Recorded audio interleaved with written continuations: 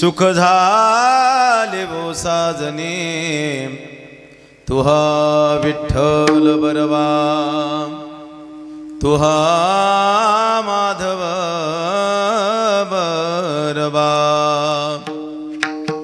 बहुत सुकृताची जोडी थोडा विको थोडा आवाज म्हणून विठ्ठले आवडे तुहा विठ्ठल बरवा तुहा माधव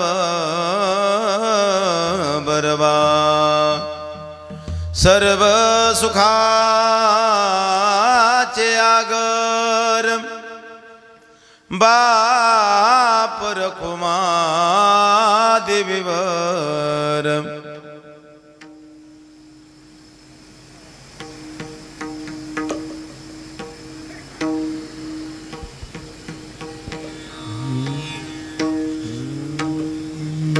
थोडं जास्त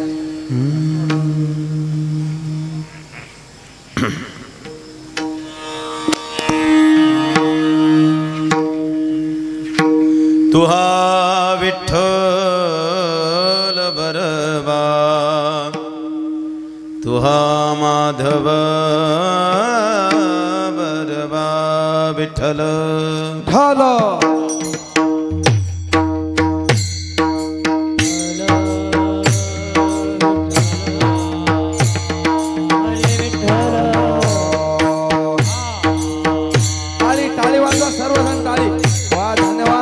मंडळी बेलगावकर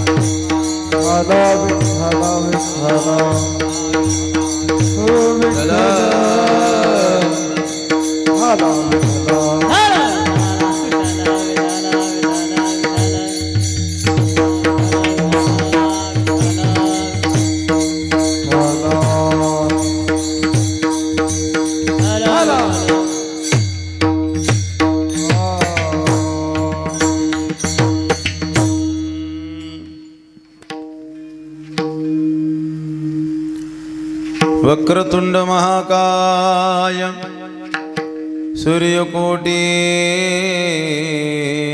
समप्रभ निर्विघ्नं कुरु मे देव सर्वकार्येषु सर्वदा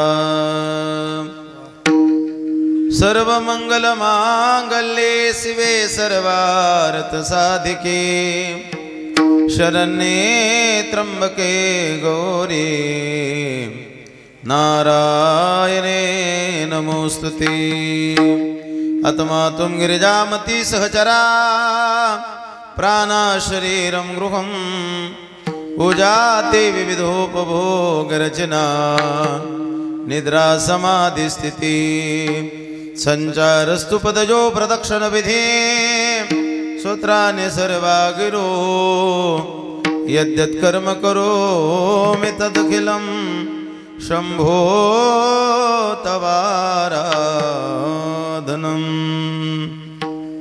नीलाम्बुजश्यामलकोमलाङ्गं सीतासमारोपितवामभागं पानो महासायकचारुचापं नमामि रामं रघुवंशनाथं महायोगपीठे तटे भीमरत्यां वरं पुण्डरीकाय धातुं मुनीन्द्रे समागत्य तिष्ठन्तमानन्दकन्दं परब्रह्मलिङ्गं भजे पाण्डुरङ्गं पांडुरंग करो प्रथम नमन पांडुरंग करो हे प्रथम नमन पांडुरंग करो प्रथम नमन पांडुरंग करो प्रथम नमन दूसरे चरण संततियो दूसरे चरण संततियो दूसरे चरण संततियो दूसरे चरण संततियो हे राम करो आरे कथे चालू बाबा सदा उपादाने कथे विचारू वाह वाह बाबा जी सद्गुरु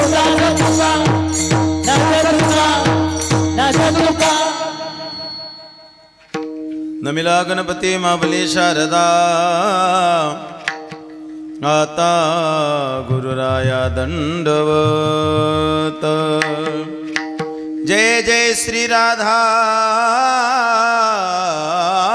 रमन जय जय श्री नवल किशोर जय जय गोपी चित चोर प्रभु जय जय माखन चोर हे दुख भंजन मारुति नंदन हे दुख भंजन मारुति नंदन सुन लो मेरे पुकार पवन सुत विनती बारंबार पवन सुत विनती बारंबार हे दुख भंजन मारुति नंदन हे दुख भंजन मारुति नंदन सुन लो मेरी पुकार पवन सुत विनती बारंबार पवन सुत विनती बारंबार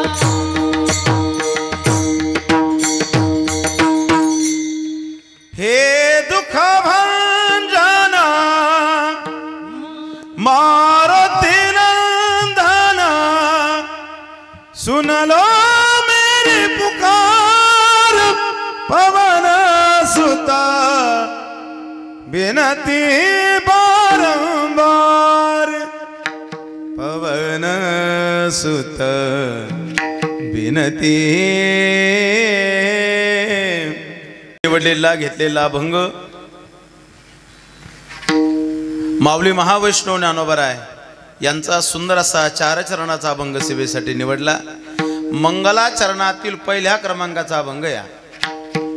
कुठलंही भजन म्हणायचं असेल, कीर्तन म्हणायचं असेल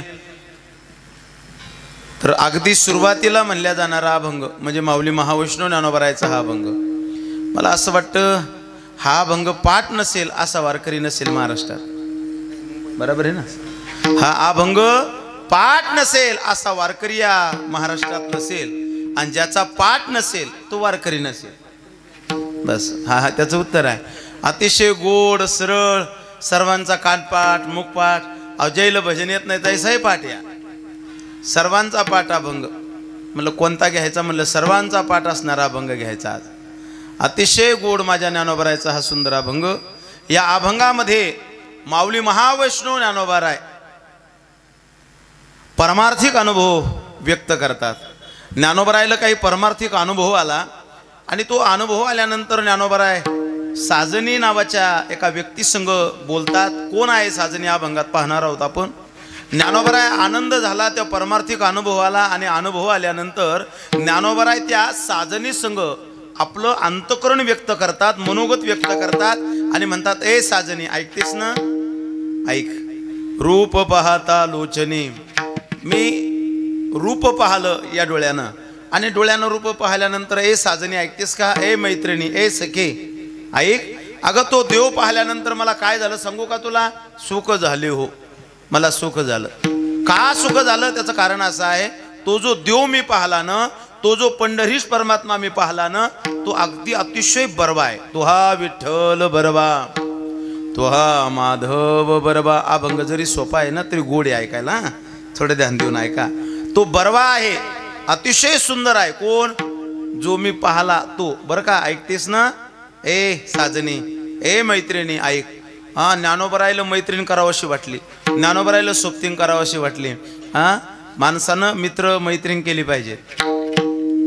असलं पाहिजे का नाही जीवनामध्ये? दुःख सुख सांगायसाठी ज्ञानोबरायलाही आनंद झाला आणि परमार्थिक अनुभव, परमार्थिक आनंद ज्ञानोबराय त्या साजनीला सांगतात, ऐक अगं तो मला दिसला आणि मला सुख झालं. का झालं? तो बरवा आहे म्हणून सुख झालं. बरं तो का प्राप्त झाला? तो मला का दिसला? का मला सुख झालं? तो का कशामुळं मला प्राप्त झाला? त्याचं कारण असं आहे. तिसरं कडवं, बहुत सुकृताची जोडी म्हणून विठ्ठली आवडी. अनंत जन्मीचं माझं पुण्य उदयाला आलं. बहुत सुकृताची जोडी, अनंत जन्माचं पुण्य उदयाला आलं म्हणून. त्याची आवड निर्माण होण्यासाठी सुद्धा पुण्य लागत असतं. तुम्ही सगळे मंडपात आलेत, हे सहजासहजी नाही आले. तुमचं काहीतरी पुण्य आहे म्हणून आले. नाही तर गावात एवढीच मंडळी थोडी. काही 2020ची मॅच पाहायला लागली राजस्थानची आज, आहे का नाही? चालू आहे ना, पंजाब राजस्थान चालू आहे सध्या. इथं बसले असले तरी स्कोर सांगितला असता. हो, बसल्या बसल्या मी दर 5-10 मिनिटं झाली स्कोर. आहे का? याचा अर्थ एवढाच आहे. ज्ञानोबराय म्हणतात, माझ्या जीवनात पुण्य उदयाला आलं, बहुत सुकृताची जोडी म्हणून विठ्ठली आवडी. म्हणून मला तो देव आवडला. आणि आवडल्यानंतर सांगू का, खऱ्या अर्थानं मला सुख का झालं? सुख का झालं? पहिल्या कडव्यात जर अर्थ नाही लक्षात आला तर शेवटच्या कडव्यात ध्यानात येतो. काय अर्थ आहे? का सुख झालं? मग साजनी सांगू का? कारण तो जो देव पाहला मी, तो कसा आहे? तो सर्व सुखाचे आगर. तो देव सर्व सुखाचे आगर आहे. कोणता? तो देव बाप रखुमा देवीवर. तो देव सर्व सुखाचा आगर आहे. म्हणून ए साजनी, ए मैत्रिणी, ए सखे मला सुख झालं. सरळ सरळ अभंगाचा अर्थ तुमच्या पुढे ठेवला. अल्पसा हा कार्यक्रमाचा परिहार देणं गरजेचं आहे. मायबापू, आपल्या पवित्र पुण्यग्राम या बेलगाव नावाच्या या क्षेत्रामध्ये प्रतिवर्षीप्रमाणे याही वर्षी पंढरीश परमात्म्याच्या ज्ञानोबराय जगद्गुरु तुकोबराय गजानन महाराजांच्या कृपाशीर्वादानं चालत असलेला आपला हा भव्य दिव्य सोहळा. आणि या सोहळ्यामध्ये आजचं हे कीर्तन पुष्प आपण श्रवण करत आहात. अतिशय गोड सोहळा आहे. मला तमाम गावकऱ्याच्या वतीनं, भजनी मंडळाच्या वतीनं या ठिकाणी आमंत्रित करण्यात आलं. आदरणीय केशव महाराज, डॉक्टर साहेब, सुनील भाऊ, सर्वच मंडळी, सर्वच प्रेमाची मंडळी यांचे फोन आले. आणि गावकऱ्यांच्या या प्रेमाच्या आदेशानं मी तुमच्यापर्यंत इथपर्यंत आलो. सर्वांचं मला दर्शन घडलं. मी भाग्यवान आहे. ज्यांच्या मुखातून तुम्ही गोड श्रीमद भागवत कथा ऐकत आहात ते आदरणीय चक्रधरजी महाराज यांच्या मुखातून गोड श्रीमद भागवत कथा ऐकत आहात. भागवत कथा ऐकली पाहिजे. मरणमुख अवस्थेला गेलेल्या राजा परीक्षितीला काही प्रश्न पडले जीवनामध्ये. त्या प्रश्नाचं उत्तर म्हणजे श्रीमद भागवत कथा आहे. आणि प्रश्न नाही असा एकही माणूस या जगात नाही. ज्याला प्रश्न नाही समजून घ्यायचं तुम्ही मेलेलाच आहे. कळलं का काय बोललो मी? हा, ज्याला प्रश्नच नाही हा समजायचं मेलेलाच आहे. तो जिद्दा थोडी येतो. हा, जिवंत माणसाला प्रश्न पडत असतात. प्रश्न कोणाला पडत असतात? जिवंत माणसाला प्रश्न पडत असतात दादा हो. हा, आणि राजा परीक्षितीला जे प्रश्न पडले ते तुम्हाला मला पडलेले प्रश्न आहेत. आणि मग त्या प्रश्नातून, त्या चिंतेतून मुक्ती कशी प्राप्त व्हावी याचं उत्तर म्हणजे श्रीमद भागवत कथा. आदरणीय महाराज श्री गोड श्रीमद भागवत कथा करतात. आज पहिला दिवस आहे त्यांच्या कथेचा. अतिशय गोड सोहळा आहे. आदरणीय शंकर बाबा असतील, या सर्व महाराज मंडळींचे आशीर्वाद या ठिकाणी लाभलेले आहेत. अतिशय गोड सोहळा आहे. आणि यावर्षी आपल्या सप्त्याचं हे 10वं वर्ष आहे. सप्ताह जसा जसा पुढं पुढं चालला तसा तसा आपला सप्ताह विराट रूप धारण करायला लागला. ध्यानात ठेवा, निस्ता विराट नाही महाराज, सुंदर बी रूप धारण करायला लागला. मोठा व्हा लागला, पण निस्ता मोठा नाही, सुंदरही व्हा लागला. महाराष्ट्रातले सगळे दिग्गज कीर्तनकार मागच्या वर्षी होते, यावर्षी त्याच्यापेक्षा दिग्गज कीर्तनकार. आता मला वाटतं याच्यापेक्षा आता कोणते दिग्गज आणावं पुढच्या वर्षी हा एक सगळ्यात मोठा प्रश्न आहे. मला पुढच्या वर्षीची चिंता नाही, मला चिंता त्याच्या पुढच्या वर्षीची. तुम्ही म्हणसाल कशी काय? पुढच्या वर्षी 11वं आहे, त्याच्या पुढच्या वर्षी तुमच्या गावकऱ्यावर फार मोठा लोड आहे. काय लोड आहे? अवतपपूर्ती सोहळा आहे पुढच्या वर्षी. म्हणजे आपलं सराव परीक्षा म्हणा ती. पुढच्या वर्षी तपपूर्तीचा सराव आहे आपल्याला. त्यामुळं पुढचं वर्षही ताकदीनं झालं पाहिजेत, कारण त्याच्या पुढच्या वर्षी आपल्याला ताकद लावायची. तपपूर्ती सोहळा असा करायचा की मेहकर तालुक्यात नाही, बुलढाणा जिल्ह्यात नाही झाला एवढा सोहळा करायचा. आणि मला माहीत आहे बेलगाव उदार आहे. बेलगाव सारखा उदार गाव कोणतंच नाही सध्या. परमार्थाच्या बाबतीत, दातृत्वाच्या बाबतीत बेलगाव हे अग्रेसर आहे आणि वैभवात आहे. या गावातला प्रत्येक माणूस परमार्थासाठी त्यांच्या अंतःकरणात आवड आहे. म्हणून तपपूर्ती सोहळा फार मोठा होणार आहे. तुम्ही प्रत्येक तरुण असेल, आबाल असेल, वृद्ध असेल, महिला असतील, तुमच्यावर फार मोठं वजन असणार आहे. कोणाकडं सेवेचं, कोणाकडं पैशाचं, कोणाकडं शारीरिक सेवा, कोणाकडं मंडपातलं काम असेल, सर्व याला करावं लागणार आहे. त्याची तयारी आतापासून सुरू करा, तेव्हा आपल्या तपपूर्ती सोहळा मोठा होईल. यावर्षी जर आपला वर्गणीच्या रूपानं काही पैसा शिल्लक राहिला, असा पैसा शिल्लक करत करत तपपूर्ती सोहळा हा मोठा करणं आहे. एका वर्षात तपपूर्ती सोहळा होत नसतो, त्यासाठी फार तपश्चर्या आणि प्रयत्न करावा लागतो. आणि तो प्रयत्न, ती तपश्चर्या बेलगावची मंडळी करू शकतात याची मला जाण आहे. म्हणून सर्व मंडळीला मी धन्यवाद व्यक्त करतो. या कार्यक्रमासाठी अतिशय गोड ज्यांचं गाणं आपण ऐकत आहात ते आदरणीय भरत महाराज, तितकंच गोड गाणं ज्यांचं आहे ते आदरणीय मधुकर महाराज.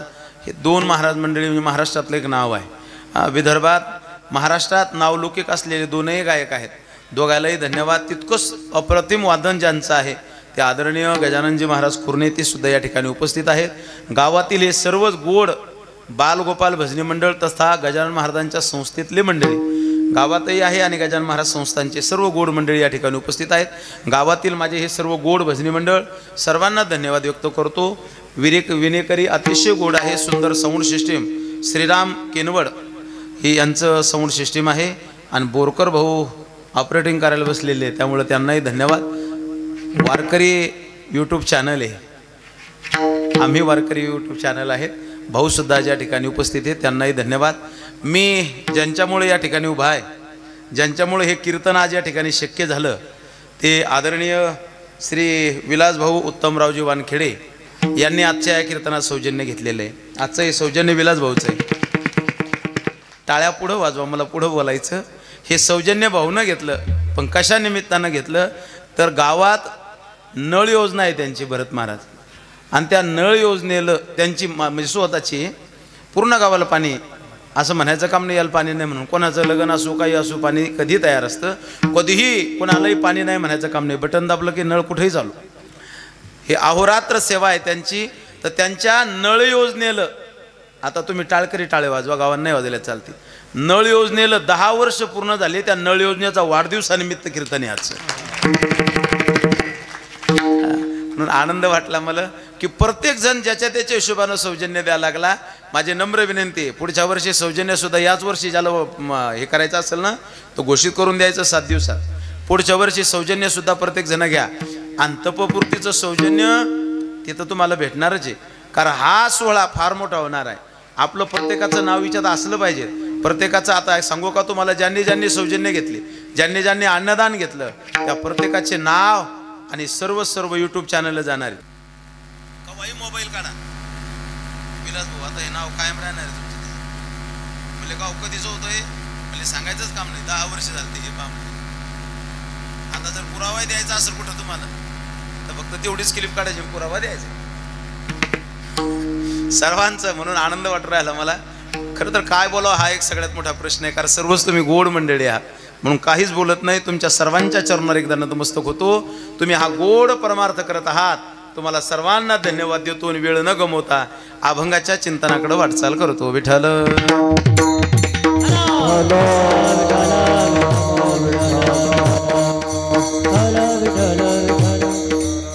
एक नाव राहिलं आपल्या मारुती मंदिराला. यावर्षी डोणगाव आरबांचे अध्यक्ष श्री आदरणीय ऋषभ भाऊ चव्हाण यांनी 45,000 रुपये दिले. आता टाळ्या जोरात.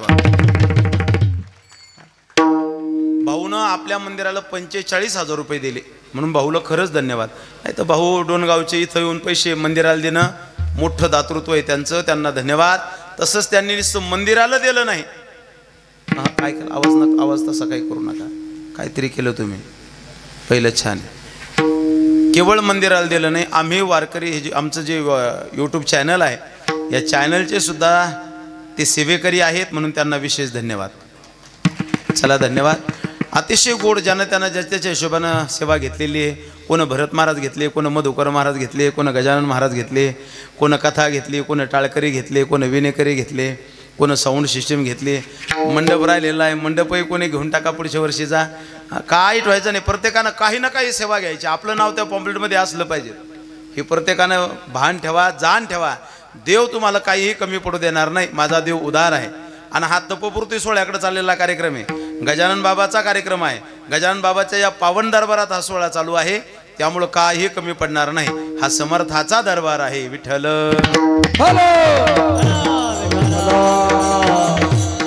आज पहिला दिवस आहे आणि पहिला दिवस असल्यामुळं आज बंदिस्त कीर्तन आहे. आजच्या कीर्तनकाराला फार काही वेगळं बोलता येत नाही. आजच्या कीर्तनकारानं वेगळं बोलू नये. आजच्या कीर्तनकाराला अभंगही ठराविक असतात. आजच्या कीर्तनकारानं मंगलाचरणातलाच अभंग घ्यावा. का? कारण आज मंगलाचरण आहे म्हणून. सप्ताह 7 दिवसाचा असो, 8 दिवसाचा असो, महिन्याचा असो, 4 महिन्याचा असो, सुरुवात ही मंगलाचरणानंच होते. का होते? त्याचं कारण असं आहे आज पहिला दिवस आहे म्हणून. म्हणजे पहिल्या दिवशी जर मंगलाचरण जर केलं, जर देवाचं चिंतन केलं तर पुढचे 7 दिवस सुखाचे जातात. म्हणून आज मंगलाचरण आहे म्हणून आभाळ अजिबात नाही. त्यामुळे तुम्ही काही टेन्शन घेऊ नका. आभाळ नाही, काय नाही, काय नाही, बिनफिकीर बसा आता तुम्ही. का? कारण गजानन बाबाला माहीत आहे की आज मंगलाचरण आहे. आणि मंगलाचरण जर चांगलं झालं तर पुढचे दिवस चांगले जातात असा सिद्धांत आहे. शास्त्र वर्णन करतं समाप्ती कामो मंगलोम आचर्यत. का मंगलाचरण करायचं? शास्त्र सांगतं समाप्ती कामो मंगलोम आचर्यत. पुढं 7 दिवस आहे त्या 7 दिवसात कुठलंच अमंगल होऊ नये म्हणून मंगलाचरण करतात. पण मंगलाचरण कोणाचं करायचं? तर मंगलाचरण देवाचं करत असतात. मग देवाचं काम प्रभो दशरथ अजर विहारे राम सिया राम सिया राम जय राम. राम सिया राम सिया राम जय राम. गोस्वामी वर्णन करतात मंगल भवन अमंगल हारे प्रभु दशरथ अजर बिहारी. तो देव मंगल आहे. केवळ मंगल नाही दादा, अरे अमंगलालाही मंगल करण्याची शक्ती सामर्थ्य जर कोणात असेल तर ते फक्त देवात आहे. म्हणून आज त्याचं काय करायचं? म्हणून त्याचं वर्णन करायचं. लोक विचारतील आज देवाचं वर्णन का करायचं? 7 दिवस काहीच अमंगल होऊ नये म्हणून आज मंगल करायचं. ध्यानात ठेवा. समाप्ती कामो मंगलो माचर्य. देव मंगल आहे. ज्ञानोबराय वर्णन करतात सकळ मंगल निधी सकळ मंगल निधी सकळ मंगल निधी सकळ मंगल निधी श्री विठ्ठलाचे नामाधी श्री विठ्ठलाचे नामाधी मनकारे चला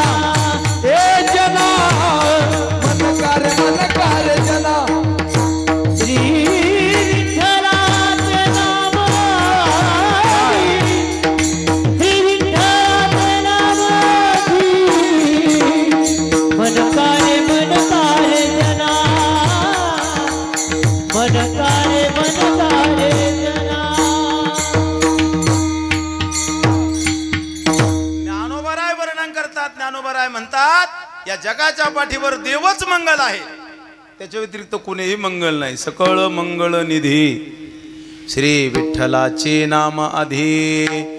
तो देव मंगळ आहे म्हणून महाराज म्हणतात त्याचे नाव आधी घ्या.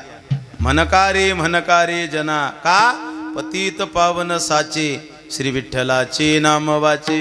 अहो पतितालाही पावन करण्याचं सामर्थ्य जर कुणात असेल तर फक्त त्या नामात आहे, म्हणून त्याचं नाव घ्या, कारण तो देव मंगल आहे. माऊली महावैष्णव ज्ञानोबारायला कळालं हे देव मंगल आहे. ज्ञानोबाराय म्हणतात देव मंगल आहे. मग देव जर मंगल आहे, देवाच्या दर्शनानं जर मंगल होतं तर माझ्याही जीवनात देवाचं दर्शन घडलं पाहिजे. ज्ञानोबारायच्या अंतःकरणात देवाच्या दर्शनाची आस निर्माण झाली आणि ज्ञानोबाराय देवाच्या दर्शनासाठी पंढरपुराला आले. पंढरपूरला आले आणि पंढरपूरला ज्ञानोबाराय आले. ऐका, आणि आल्यानंतर चंद्रभागेत ज्ञानोबारायनं स्नान केलं आणि स्नान केल्यानंतर भगवंताच्या भेटीची आवड आहे की पंढरपूरला जायचं आणि देवाचं दर्शन घ्यायचं आहे का नाही. चला हो पंढरीला जाऊ जीवाचा जीव लगा पाहू. ज्ञानोबाराय म्हणतात पंढरपूरला जायचं आणि त्या जीवाच्या जीव लगाला एकदा डोळे भरून पाहायचं, कारण देवाला पाहण्यात देवाच्या दर्शनात आनंद आहे, कारण देव मंगल आहे. म्हणून ज्ञानोबाराय चंद्रभागे स्नान करून अगदी भगवान पंढरीश परमात्म्याच्या रावळात आले आणि रावळात आले आणि ते देवाचं स्वरूप पाहिलं आणि पाहिल्यानंतर अंतःकरणामध्ये आनंद झाला की अरे बापरे एवढा देव सुंदर आहे. देवाचं ते सौंदर्य, देवाचा तो स्वरूप पाहिल्यानंतर अंतःकरणात ज्ञानोबारायचा आनंद झाला. आणि आनंद झाल्यानंतर आता व्यक्त व्हायचं, पण व्यक्त व्हायचं कुठं? परमार्थिक आनंद झाला आणि तो आनंद व्यक्त करायचा आहे. ऐका, पण व्यक्त करायचा कुठं?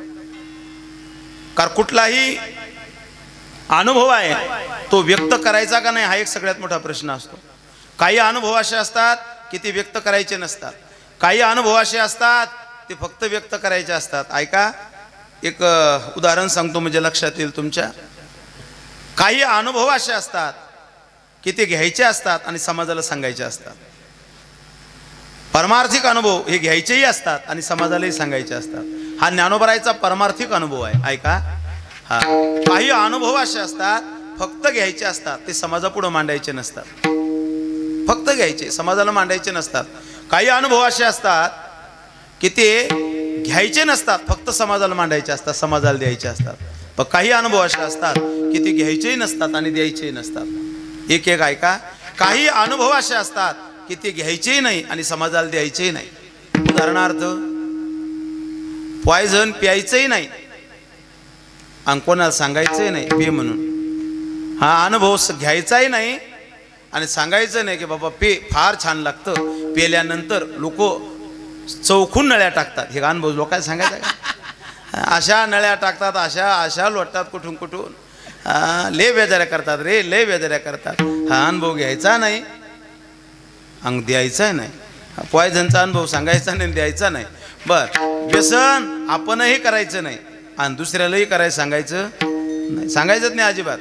काही अनुभव घ्यायचेही नसतात आणि समाजालाही मांडायचे नसतात. ऐका, नंबर 1. नंबर 2, काही अनुभव ऐका, काही अनुभव असे असतात की ते फक्त द्यायचे असतात, घ्यायचे नसतात. कोणते अनुभव? उदाहरणार्थ डॉक्टरना अनुभव फक्त द्यायचा का घ्यायचा? बोला बोला. अहो डॉक्टरना अनुभव घेत राहा का देत राहा? आला तुमच्या लक्षात ये ना का? पेशंट आला, पेशंट झोपला, डॉक्टर साहेब फार असं कस तरी व्हायला लागलं, मग डॉक्टरनं टेटोस्कोप काढला, अनुभव घ्यायचा का द्यायचा? नाही लक्षात आलं ना तुमच्या? चला मी दोन्ही चालू देतो. डॉक्टर म्हणले हा अनुभव घ्यायचा का द्यायचा? अनुभव द्यायचा, घ्यायचा नाही. जर घ्यायचा म्हणावं तर पहिला टेटोस्कोप डॉक्टर लावा लागल. हा कुठं दुखतं? अहो डॉक्टर साहेब माझं दुखा लागलं, तुम्ही काऊन लावा लागले? म्हणले अनुभव घेतो ना पहिल्या. हा द्यायचा फक्त, पेशंट आल्यानंतर इंजेक्शन घ्यायचं, स्वतः नाही घ्यायचं डॉक्टरनं, पेशंटला द्यायचं. काही अनुभव फक्त द्यायचे असतात. ऐका, आणि काही अनुभव असे असतात की ते फक्त घ्यायचे असतात. कळलं का काय बोललो मी? तर काही अनुभव द्यायचे असतात, डॉक्टरला अनुभव द्यायचे असतात, घ्यायचे. पण काही अनुभव असे असतात ते फक्त घ्यायचे असतात, समाजाला द्यायचे नसतात. संसारिक अनुभव हे फक्त घ्यायचे असतात, समाजाला द्यायचे. नवरा बायकोचे काय वाद आहेत हे लोकांना सांगायचे असतात का फक्त घ्यायचे असतात? आमचं सूर्यफूल काढलं आता 7-8 दिवस झाले आणि मग सूर्यफुलाचे ते पैसे एखादे दिले मी मजुराला. त्याला म्हणलं तुम्ही उद्या या बरं का. ते म्हणे हो. त्या बाईला सांगितलं, म्हणलं बाई तुम्हीच सर्व माणसं घेऊन या आणि भाऊल घेऊन या डाले वायाला, मी घरी नाही, मी कीर्तनाला आहे. बाई म्हणे काय हरकत नाही बाबा, चिंता करू नका. आता तुम्ही सकाळी झोपतून उठत नाहीत, लगे तेव्हा आंघोळ केली, स्नान झालं, पूजा झाली आणि तो माणूस हजर. म्हणले बाबा आज आप तुमच्याकडे चाललो आहे. म्हणलं वा बरं झालं कडे आला तू. म्हणलं आज सर्व करून घ्या व्यवस्थित हा, आणि गंज मारू नका, त्याला बुरा येतो. काय झालं? सूर्यफुलाला मी शेतकरी आहे ना, हे बी सांगणं आहे तुम्हाला, असं पांगून ठेवावं लागतं ते. म्हणले बरं मग. म्हणलं व्यवस्थित करा. म्हणले बाबा काळजी करू नका, सर्व व्यवस्थित करतो, फक्त 100 रुपये द्या. आता मला वाटलं कामाला चालला काय हरकत आहे, मी धरले 100 रुपये दिले. 100 रुपये दिले आणि मी मंदिरावर दर्शनाला सकाळी जातो, माझा नियम आहे रोजचा 7:30 वाजताचा. मी मंदिरावर गेलो तो त्या मारुतीच्या मंदिरापुढं बस स्टँडवर तुम्हाला दिसेल मंदिर, तुम्ही आहे आता आमच्या मारुतीच्या मंदिरावर. आणि मग त्या मारुतीच्या मंदिरासमोर तो तिकून पिऊन आला आणि तिथं पडला. त्याची बायको त्याच्या मागं पाहायला. त्याच्या बायको मी जायच्या त्याला हात धरून उठ, अरे उठ, त्या बाबाच्या वावरात जायचं, ते शेतात जायचं, उठ. ते म्हणतो दमदार दमदार दमदार. आणि तितक्यात मी गेलो, मी म्हणलं राम राम राम राम. ती बाई म्हणे बाबा कशाला पैसे दिले याल तुम्ही? म्हणलं बाई मला काय माहीत हा उपक्रम हे करणारे. म्हणले किती का अवघड काम केलं तुम्ही. म्हणलं मी पाया पडतो. मी मंदिरावर गेलो आणि ती बाई बोलत होती. बोलता बोलता काय झालं काय माहीत त्याचं, ते काहीतरी बोललं त्या बाईला उलटून, आणि लय बोललं जोरे, चांगलंच बोललं जरा. हे दारुडे काही ध्यानावर नसतात, ते काहीतरी बोललं. पण बाई इज्जतदार बाई होती, त्या बाईला रागाला बस स्टँडवर म्हणल्यामुळं तिने विचारत नाही केला. तिने जेव्हा चप्पल काढली आणि जेव्हा हाणणं चालू केलं, इतकं हळून नाही आणलं तिथं, लय आणलं बस स्टँडवर. एवढा हाणला अशी मारत होती ती. पण दारू प्यायल्यावर ते ध्यानावर होते. ते म्हणे ते आणि ते पिणारे मोठे रोमॅन्टिक असतात. ते म्हणले पगली मत मार पगली, जमाना देख रहा है. मी मंदिरावरून काय हसू बेसार मी आणलं नाही झालं, सूर्यफूल चालतंय आज, यायचं चालू द्या गड्या. ए पगली, अरे मत मार पगली, जमाना देख रहा है, ये जमाना बड़ा जालिम होता है पगली, रो रो के देखता है और हंस हंस के बताता है. मला रो काय भानावरी रजा आहे. म्हणजे त्याचं एवढंच म्हणणं होतं की ए येडे, अगा हा संसारिक अनुभव आहे, दररोज घरात मारती, माझं काही म्हणणं नव्हतं. पण आज लोकांच्या एकसाथ मारू नको. म्हणजे याचा अर्थ एवढाच की संसारिक जे अनुभव आहेत ते फक्त घ्यायचे, लोकायला सांगायचे. एखाद्या वेळेस बायको जर राग बोलली तुम्हाला, तर झाकली मूठ 4.25 लाखाची, तो अनुभव घ्यायचा फक्त, तो लोकाय पुढे मांडायचा नाही. संसारिक अनुभव लोकाय पुढे मांडत नसतात. ऐका, शेवटचा मुद्दा ऐका. पण काही अनुभव असे असतात की ते घ्यायचेही असतात आणि सांगायचेही असतात. माऊली महावैष्णव ज्ञानोबा राय भगवान पंढरीश परमात्म्यासमोर उभे राहिले आणि तो अनुभव आला ज्ञानोबा राहिलं, अनुभव आला देवाला पाहिलं, आणि आल्यानंतर ज्ञानोबा राय व्यक्त होतात साजनी जवळ अभंगाच्या पहिल्याकडे. रूप पाहता राजनी, रूप पाहता राजनी, रूप पाहता राजनी, रूप पाहता राजनी, रूप पाहता राजनी, सुख झाले वो सगळे, तो हा विठ्ठल, तो हा विठ्ठल. रूप पाहता राजनी, सुख झाले वो राजनी, सुख झाले वो राजनी, तो हा विठ्ठल, तो हा विठ्ठल बनवा. रूप पाहता लोचनी, सुख झाले वो साधनी, सुख झाले वो साधनी, सुख झाले वो साधनी. हे रूप पाहता लोचनी, सुख झाले वो साजनी, सुख झाले वो साधनी, सुख झाले वो साधनी, साधनी, साधनी. अभंगाच्या पहिल्या कडव्यात माऊली महावैष्णव ज्ञानोबा राय आपला अनुभव व्यक्त करतात. कोणता अनुभव? बोला. परमार्थिक अनुभव व्यक्त करतात. ज्ञानोबराय म्हणतात, रूप पाहता लोचनी सुख झाले हो साजने. ज्ञानोबराय व्यक्त होतात. ऐका ना, व्यक्त होतात. पण कोणाजवळ व्यक्त होतात? बोला. साजनी जवळ.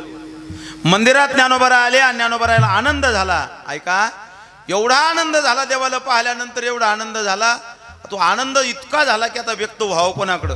म्हणून ज्ञानोबराय मंदिरात आजूबाजूला पाहू लागले, पण मंदिरात कोणीच नव्हतं. आणि आनंद असू, ऐका माझा शब्द, का दुःख असू, व्यक्त झाल्याशिवाय माणसाला समाधान नाही. काय म्हणलो मी? आनंद असू द्या का दुःख असू द्या, व्यक्त झाल्याशिवाय काय नाही, समाधान नाही. अहो, एखाद्या माऊलीने जर का तिच्या नवऱ्यानं जर का चांदीचे कडे जरी केले तर ती व्यक्त झाल्याशिवाय सुखान राहत नाही. अख्ख्या गल्लीने सांगा सुट्टी, बाई मग झाला बाई सप्ताह सुरू, चलान बाई, हां चलान बाई, आणि बाई तुम्ही घरी का, आणि तुम्हाला नाही यायचं का, आणि बस मग मी चालली एकटीच जाते. तिला सप्त्याचं काही घेणं देणं नाही. तिचं एवढंच म्हणणं असतं, कोणीतरी माझ्या एकदा कडे इकडे पाहा. फक्त तिला कडा दाखवायचा असतो हातातला, तिला काही घेणं देणं नसतं. नाकातली नथ जरी केली तर बाया नाकान गप्पा करत चालतात. मग हो कालच का ना, अव मान मोडल. काय सांगा लागलो मी, ऐका. सोनं केलं तर व्यक्त वाटते माणसाला. अहो ते जाऊ द्या, साधे कपडे जरी नवे घातले जर प्रेस केले तर लोक व्यक्त होतात की कोणीतरी पाहा आमच्याकडे कपडे किती सुंदर प्रेस केले म्हणून. हात वाकत नाहीत, हात हात असाच करत चालतात. आमच्या बस स्टँडवर एक असं चाललं, आणि पुढून काळी पिवळी हाताला थाळलं धडाल का, हात हात मोलडा त्याचा. म्हणलं कसं काय मोलडा? म्हणले महाराज सरळ होता. मला वाकवायचं तर खरी किमान गाडी आल्यावर. ते म्हणले महाराज मग प्रेस प्रेस. माणसं व्यक्त व्हायला दाखवण्यासाठी काय करतील काही सांगता येत नाही, ध्यानात ठेवा. व्यक्त होतात माणसं. मग ते सुख असू द्या का दुःख असू द्या, ऐका ध्यान देऊन. आता दुःख असलं तरी सुद्धा व्यक्त व्हावं लागतं. जर यदा कदाचित दुःख असलेला माणूस जर व्यक्त झाला नाही तर दाट शक्यता आहे मरायची. होऊ नये कोणाची. जर आई वारली आणि तिची त्या बाई वारली, आणि जर तिची मुलगी जर आली तिला पाहायला मेल्यावर, आणि ती पोरगी आली निस्तीच म्हातारीकडे पाहायला लागली अशी आणि रडलीच नाही, तर बाकीच्या म्हाताऱ्या कोताऱ्या म्हणत असतात, हे बाकीच्या बोलतात, हे तेच काम असते. सत्यभामाबाई हे अव पोरगी रडणं म्हणले, मग अव तिला रडानं म्हणाव माय. ए बाई व ए बाले रडणं माय, मोकळी होय ना. ए रडू द्यावं तिला, ए मोकळं व्हाव द्यावं. ए रडव बाई, रडव माय रडणं. असंच एक तुमच्याकडं. हा, नाही रडले की रडू देतात. कारण ती पोरगी जर नाही रडली भाऊ तर तिची दाट शक्यता काय व्हायची. बोला तुम्ही. काय म्हणजे का तुमच्याकडे काय हे कार्यक्रम होत नाहीत काय? बोला जा मग. अहो जर नाही रडलं तर मरायची दाट शक्यता आहे. मग व्यक्त होऊ द्या. रडणं म्हणजे काय होऊ द्या, तुमच्या आपल्याकडे शब्द मोकळं होऊ द्या. काय होऊ द्या? मोकळं होऊ द्या. म्हणून आनंद असू द्या का दुःख असू द्या, व्यक्त व्हावंच लागतं. काय व्हावं लागतं? बिराज भाऊ कळायला लागलं ना, व्यक्त होण्याचे का नाही. हा, नाही व्यक्त झालं की बेजार आहे, ध्यानात ठेवा. मग कोणी वारलं आणि जर नाही रडलं कोणी, त्याला बळ लोक रडवतात. रड बाई रडव रडव, ए रडू द्यावं तिला, ए वारं सोडावं, ए मोकळे हवा येऊ द्यावं तिला, रडू द्यावं. नाही रडत ती रडू द्यावं. का? कारण ती रडली की मोकळी होणार आहे. मोकळी झाली तर ती चांगली राहील, नाही तर मरल. म्हणून दुःख हो द्या का सुख होऊ द्या, व्यक्त होणं लागतं. जर व्यक्त नाही झाला तर दाट शक्यता आहे मरायची. धरण कितीही मोठं बांधा, त्याला व्यक्त व्हायला जागा ठेवावं लागते. आणि जर नाही ठेवली तर त्या व्यक्त व्हायच्या जागेला काय म्हणतात तुमच्याकडं? सांडवा म्हणतात. धरण कितीही मोठं बांधा, त्याला व्यक्त व्हायला जागा लागत असते. म्हणून कितीही मोठे व्हा, व्यक्त व्हायच्या जागा ठेवा. आणि त्या व्यक्त व्हायच्या जागेचं नाव आहे मैत्रीण, मित्र. ज्ञानोबरायला व्यक्त व्हायचंय. हे सगळा उठा ठेव तुमच्यासाठी झाला. ज्ञानोबरायला व्यक्त व्हायचंय. सोपं नाही ना काही कुठून आणायचं म्हणल्यावर. डॉक्टर साहेबाला कळालं आत्ताशी. ज्ञानोबरायला व्यक्त व्हायचंय. ज्ञानोबरायला काय व्हायचं? व्यक्त व्हायचं. तर ज्ञानोबरायनं व्यक्त व्हायची जागा शोधली. कोण? साजनी. हा, नाही तर सांगा, अरे ब्रह्मचारी असलेला माणूस आहे, एकही मंदिरात कोण नाही, आजूल बाजूल पाहिलं कोणीच नाही, मग व्यक्त व्हायचं कोणाकडं? पण व्यक्त जर झालं नाही, आनंद जर व्यक्त केला नाही तर समाधान नाही. मी सांगितलं ना, धरण कितीही मोठं बांधा, व्यक्त व्हायला जागा नसली की धरण फुटत असतं. माणूस कितीही मोठा हो द्या, त्याला व्यक्त व्हायच्या जागा तर असाव्या लागतात. माझं वाक्य ऐका. महाराष्ट्रातलं फार मोठं नाव आहे, फार मोठं नाव होतं. ज्यांना मी आराध्य मानत होतो, जे माझे श्रद्धास्थान होते, ज्यांना मी गुरु मानत होतो, ते आदरणीय परमपूज्य भैयोजी महाराज. एवढा हिमालयाच्या उंचीचा महात्मा, पण व्यक्त व्हायला जागा नाही भेटली. भाऊ ऐकता का सगळे तुम्ही? व्यक्त व्हायला जागा नाही भेटली. असेल संकट लहान मोठं, पण जर व्यक्त व्हायला मित्र मैत्रीण असते तर व्यक्त जर झाला असता माणूस, तो म्हणला असता जाऊ द्या महाराज, काहून काळजी करता हो, पाहून घेऊन आपण. तर एवढा मोठा माणूस आज बंदूक डोक्यात गोळी घालायचं काम नसतं पडलं. व्यक्त व्हायला जागाच सापडली नाही त्या माणसाला. बंदूक घेतली आणि स्वतःच्या मस्तकात गोळ्या मारून घेतल्या. कोण? महाराजांनी. उदाहरण माहिती आहे तुम्हाला सगळ्यांना. हा, म्हणून व्यक्त व्हायला जागा निर्माण केल्या पाहिजेत माणसाला. फार मोठं नाव आहे बाबा आमटे, ज्यांनी हजारो कुष्ठरोगी लोकांना दुरुस्त केले. त्यांची नात डॉक्टर शीतलताई आमटे. कुष्ठरोग झालेले लोक मरायला चालले होते, आत्महत्या करायला चाललेलो, घरातले लोक सांभाळणार त्यांना. मग आत्महत्या जाणाऱ्या लोकांना वापस फिरवलं आणि त्यांची सेवा केली. ज्या बाईनं, त्या बाईचं नाव आहे डॉक्टर शीतलताई आमटे. उदाहरणं खिशातले नाही द्यायला लागलो मी, नावं घ्यायला लागलो मी. डॉक्टर शीतलताई आमटे फार विद्वान स्त्री होती, फार मोठ्या मनाची स्त्री होती. आबाल रोगी लोकांची आयुष्यभर सेवा केली त्या माऊलीनं. पण महाराज काय टेन्शन आलं त्या बाईला काय माहित, व्यक्त व्हायला जागा नाही सापडली हो दादा. आणि स्वतः इंजेक्शन मारलं आणि आत्महत्या करावी लागली. ऐका ना तुम्ही, व्यक्त व्हायच्या जागा असल्या पाहिजेत. ज्ञानोबराय सारख्या महात्म्याला साजणी शोधावं लागली. माझी नम्र विनंती आहे तुम्हाला, तुम्ही किती पैसा कमवला याच्यापेक्षा तुमच्याकडे माणसं किती याच्यावर तुमचं मोठेपण आहे. म्हणजे कितीही पैसा असू द्या आणि तुम्हाला एकही माणूस नाही जवळ, काय फायदा आहे? म्हणजे महाराज गावातले सगळ्यात श्रीमंत माणसं आहे, पण रस्त्यानं चालल्यानंतर कोणीच रामराम घालत नाही. काय जाळायचं का ते संपत्ती? बोला ना.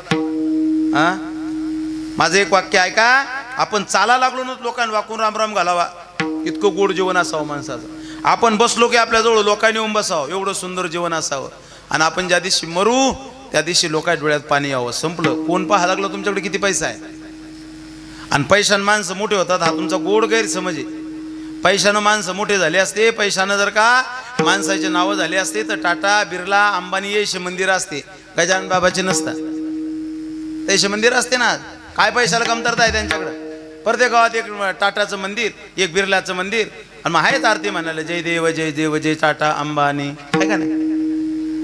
अशा आरत्या झाल्या असत्या. त्या आरत्या नाही, पैशानं माणूस मोठं होत नाही. ऐका, म्हणून जीवनामध्ये मित्र मैत्रीण असली पाहिजेत. ज्ञानोबरायलाही आनंद झाला, व्यक्त व्हायचंय पण पुन्हा पुढे व्हावं म्हणून जीवनामध्ये मित्र आणि मैत्रीण असले पाहिजेत. एका कवीनं फार सुंदर वर्णन केलं. दुःख अडवायला उंबऱ्या सारखा, दुःख अडवायला उंबऱ्या सारखा, मित्र बनव्यामध्ये गारव्या सारखा, मित्र बनव्यामध्ये गारव्या सारखा. एक तू मित्र कर, एक तू मित्र कर, आरशा सारखा, मित्र बनव्यामध्ये गारव्या सारखा. इतका गोड मित्र असला पाहिजे. मित्र हा गारव्यासारखा असतो, ध्यानात ठेवा. ज्याच्या जीवनात मित्र नाही त्याचं काही खरं नाही. इकडे बी का मित्र आहेत माझे पलीकडून, म्हणलं इकडं टाळ्या वाजल्या म्हणल्यावर आपले मित्रच असले पाहिजे इकडे. चला, हे माझे मित्र आहेत, ध्यानात ठेवा. ज्ञानोबरायला सुद्धा मित्र आणि मैत्रीण करावं अशी वाटली, ध्यानात ठेवा. आणि म्हणून ज्ञानोबरायला परमार्थिक अनुभव आला जीवनामध्ये. देवाचं ते अप्रतिम सौंदर्य ज्ञानोबरायनं पाहिलं आणि तो व्यक्त कुठं व्हायचं म्हणून ज्ञानोबराय आजूबाजूला पाहू लागले. मंदिरात एकही माणूस नाही. अभंगावर ध्यान द्या बरं का. आता एकही माणूस मंदिरावर नाही, मंदिरात नाही. कोणाला सांगावं? पण व्यक्त झाल्याशिवाय मजा नाही, व्यक्त झाल्याशिवाय सुख नाही, समाधान नाही. काय करावं काय करावं काय करावं कळना. आणि शेवटी ज्ञानोबरायला साजणी सापडली कुठं? आपल्या अंतकरणामध्ये. ज्ञानोबराय आपल्या अंतकरणातल्या बुद्धीला साजणी हे संबोधन वापरतात. ज्ञानोबराय या अभंगामध्ये बुद्धिसंग संवाद साधतात. कोणासंग? अहो मंदिरात कोणीच नाही, मग बुद्धिसंग संवाद या. ज्ञानोबराय त्या बुद्धीला म्हणतात, ए साजणी सुख झाले हो, ए साजणी मला सुख झालं. तुम्ही म्हणसाल महाराज बुद्धिसंग बोलल्या जातं का? बोलल्या जातं. का बोलल्या जातं? बुद्धी हा अंतकरणाचा भाग आहे. कशाचा भाग आहे? बुद्धी हा अंतकरणाचा भाग आहे. अंतकरण म्हणजे चार गोष्टीचं बनतं ते अंतकरण. ऐका, मन, बुद्धी, चित्त आणि अहंकार, या चार मिळून बनतं ते अंतकरण. मग माणसं मनासंग बोलतात का नाही? बोला. मनासंग बोलत नाहीत का? माणसं मनासंग बोलत असतात. हे गायक मंडळी सुद्धा मनाला बोलत असतात. हे घरून निघले गाडीवर बसल्या बसल्या की मनात बोलत चालतात. अशी चाल म्हणतो का नाही आज? Kick kick kick kick kick kick अशी चाल म्हणतो का नाही? अरे गाडी पाय पुढं माणसं पाय ना, अशी चाल म्हणतो का नाही? कोणाला बोलतात? मनाला बोलत असतात. तुम्ही बी सुद्धा कीर्तन येताना मनाला बोलता आहे का नाही? असा मस्त पुढं बसतो आणि असं सुंदर कीर्तन ऐकतो का नाही? आज कीर्तनच ऐकतो. काही काही मनालाच बोलतात. अर्ध कीर्तन ऐकतो मधातूनच उठून जातो. बोलतात का नाही मनाला? लोक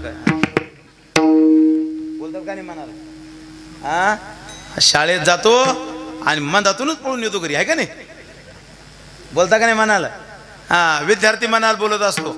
माणसं मनाला बोलत असतात, मनाला बोलतात, आहे का नाही? मनाला बोलतात. पण माणसं बोलतात असं नाही.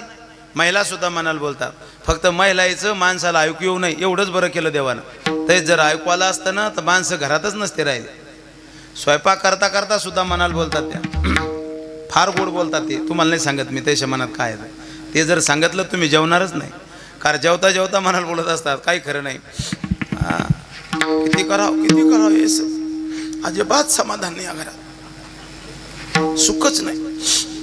आणि सकाळ भराव काय पुढं मी गेल्यावर कळलं येईल. अशा बोलतात ना, काय करावं मनातल्या मनात त्या. फक्त ऐकू येत नाही हे भाग्य आपलं. महिलाही मनाला बोलतात, पुरुषही मनाला बोलतात. ऐका, मनाला बोलतात कारण अंतकरणाचा भाग मन आहे. कारण मनासंग जर संवाद साधला जातो की शोभा, तर बुद्धीसंगही संवाद साधला. ज्ञानोबराय या अभंगात बुद्धीसंग संवाद साधतात. मनाला बोललेलं आहे. एका ठिकाणी मीराबाई मनाला बोलतात, चलो मन गंगा जमुना तीर, चलो मन गंगा जमुना तीर, चलो मन गंगा जमुना तीर, चलो मन गंगा जमुना तीर, चलो मन गंगा जमुना तीर, चलो मन गंगा जमुना तीर, चलो मन गंगा जमुना तीर, चलो मन गंगा जमुना तीर, गंगा जमुना निर्मला पानी, गंगा जमुना निर्मला पानी, शीतल होत शरीर, चलो मन गंगा जमुना तीर, चलो मन गंगा जमुना तीर, गंगा जमुना गंगा जमुना तीर. मीराबाई मनाला बोलतात आणि मनाला सांगतात, हे मना चलो मन गंगा जमुना तीर, गंगा जमुना निर्मला पानी, शीतल होत शरीर, चलो मन गंगा जमुना तीर. ए मना, इतर रिकामा संसारात फिरल्यापेक्षा अरे गंगेच्या गाठावर चाल. मनाला बोलतात. कोण? मीराबाई, हे का नाही? संत सुद्धा मनाला बोलतात. माझ्या मनाला गोछंद, माझ्या मनाला गोछंद, माझ्या मनाला गोछंद,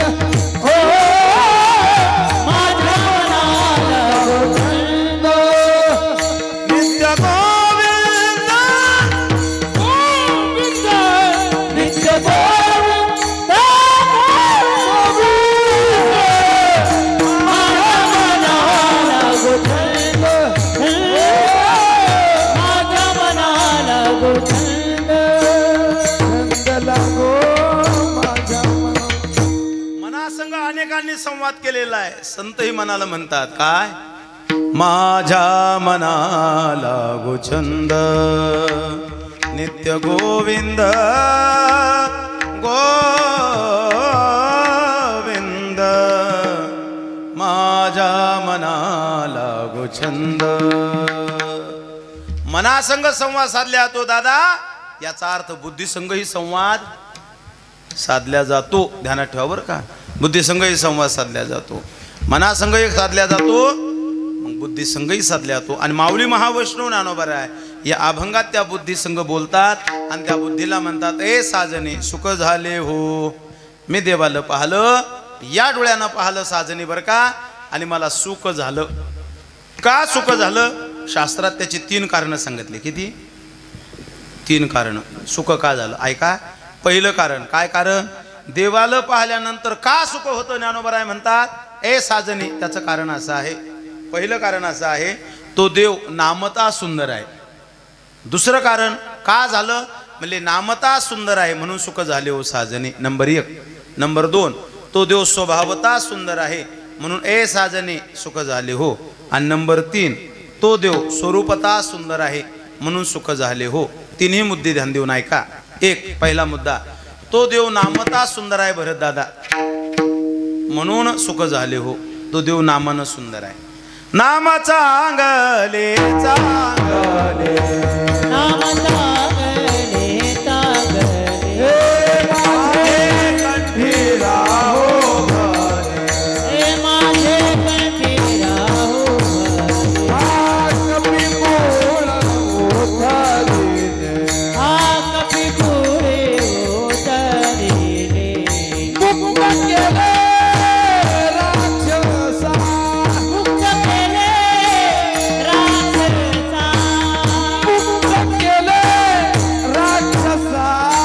मुक्त केले राक्षसा. हे नाम चांगले चांगले, नाम चांगले चांगले, हे नाम चांगले चांगले,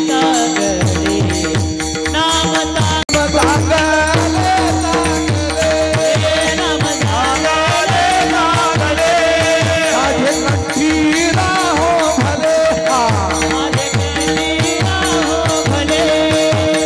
कपी गुण उतरिले, कपी गुणी उतरिले, मुक्त केले राक्षसा, मुक्त केले राक्षसा.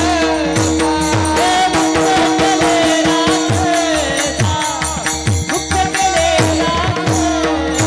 राक्षसा मुक्त केले. वा वा वा, टाळ्या वाजवा. छगन चौगुले आले होते का नाही. भरत दादा म्हणलं की काही अशक्य नाही. हा, खरं तर गायक वादक चांगले असले ना की सप्त्याचा आनंद आहे. आज पहिला दिवस आहे. मला असं वाटलं पहिल्या दिवसचं कीर्तन घेतलं, पण मला माहीत होतं पहिला दिवस बेलगावात म्हणायचं काम नाही. आज मंडप पूर्ण भरला. आता उद्या कुठं बसवसाल तुम्ही बघा तुमची मंडळी. हा, याचा अर्थ एवढाच आहे की पहिला दिवस असला तरी तेवढाच आनंद आणि दुसरा दिवस असला तरी तेवढाच आनंद. हे वैभव जर कुठं असेल हे बेलगावात आहे. पण तरीही उद्या मंडप अवघड आहे. याचं कारण पहिला दिवस पूर्ण मंडप भरलाय आज. आता उद्या कुठं बसावं. मला तर प्रश्न उद्यापेक्षा तपपूर्ती सोहळ्याचा पडला आता की तो कुठं करा. हा, तो बाहेरच कर नाही भाऊ. हा, तो काही गावात होच नाही. कारण पांगरखेड हे सगळे गावं आपल्याला म्हणजे आपल्या विचाराचे आहे सर्व.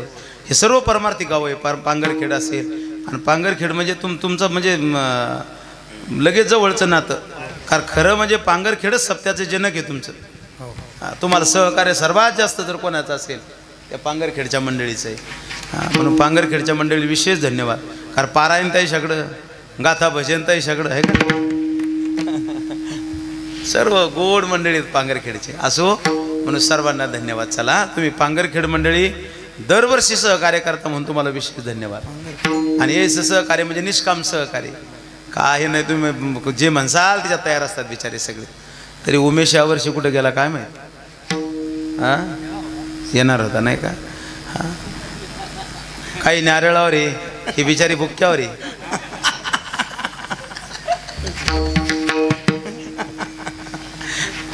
असो, पण ध्यानात ठेवा तपपूर्ती सोहळ्याला सगळ्याला सर्व भेटेल, काळजी करू नका. असो मग पुढच्या वर्ष गाजव नाही आपल्याला सगळ्याला. चला तपपूर्ती सोहळ्याला जे मेन गायक येते काही देत नसतात, ते फक्त कपडे करतात. नाही ते कपडे करावं लागत असतं डॉक्टर साहेब बरं का. सुनील भाऊ कुठे गेले सगळे मंडळी? हो किशोबा नारायण बा म्हणजे मेन गायक असतात ते कपडे करावं लागतात पूर्ण. हे महत्वाचं ध्यानात ठेवा. बाकी नाही दिलं तरी काही चालतं. तेच पुढच्या वर्षी तुम्हाला वर्गणी देतील. आणि भरतभाऊ म्हणजे काय साधे माणसं नाही, जिथे गेली तर वर्गणी देणारी माणसं आहेत आणि ते देऊ शकतात. चला असू द्या. कारण आसरूबाबा संस्थानला यादवा घ्यायची वर्गणी मंदिराला गजानबाची बी आहे आणि भरतबाची बी आहे. दरवर्षी असते. जास्त वाटून येणाऱ्या काळात की गायक फक्त घेतातच नाही, हे देतातही सुद्धा. यांची वर्गणी सुद्धा आहे. म्हणून असो काय प्रमाण दिलं. देव नामता चांगला आहे म्हणून ए साजनी सुख झाले हो. सुख का झालं ज्ञानोबा राहिलं त्याचे 3 कारण आहेत आणि 3 कारण ध्यानात घ्या. काय काय तर पहिलं कारण काय कारण आहे. ज्ञानोबा राय म्हणतात मला सुख झालं. का झालं म्हणले तो देव नामता सुंदर आहे, नामानं सुंदर आहे. किती सुंदर प्रमाण आहे. नाम चांगले चांगले माझे कंठी राहो भले, कपिकुळ उद्धारिले मुक्त केले राक्षसा. अहो एवढं नाव चांगलं, एवढं नाव चांगलं आहे महाराज. अरे राक्षसायनं घेतलं तैसंही कल्याण. त्यानं आयुष्यात कधीच देवाचं नाव घेतलं नाही त्याचंही कल्याण. नाम घेता वाया गेला ऐसा कुणी ऐकला. ऐकलं का तुम्ही की यानं नाव घेतलं आणि तो वाया गेला. अहो नाव घेतल्यानंतर वायाच जात नाही का? जात माय हो नाही. नाव घेतल्यावर वाया माणूस नाही हो. नाव घ्या फक्त तुम्ही, जे लागल ते भेटते. अजून काही लक्षात नाही आलं माहिती. फक्त नाव घ्या. तुम्ही का नाव घेतलं ना, अहो तुम्ही जेवढ्याची म्हणसाल तेवढ्या साडी. फक्त काय घ्या नाव घ्या. नाव घेण्याचा परिणाम आहे काय. महाराज सर्व जीवनातल्या सगळ्या गोष्टी देऊन टाकल्या माणसानं. शेती घेतो तिच्याकडं, पैसे माऊलीकडं, घरातल्या चाब्या माऊलीकडं. तेच बाहेरून येतं म्हणते एकदा 200 रुपये दे बरं त्या कपाटात. पगार कोणाचा? हा पण मागतो कोणाला? कशामुळं? नाव घेतलं. फक्त नाव घेतलं म्हणून एवढा फायदा आहे. संसारात जर नाव घेतलं तेवढा फायदा होतो, मग देवाचं नाव घेतल्यानंतर किती फायदा होईल. आणि नाव घेतल्यानंतर वाया जाईल? जाणारच नाही. नाम चांगले, चांगलं नाव ते. कपी कुळ उद्धारिले मुक्त केले राक्षसा.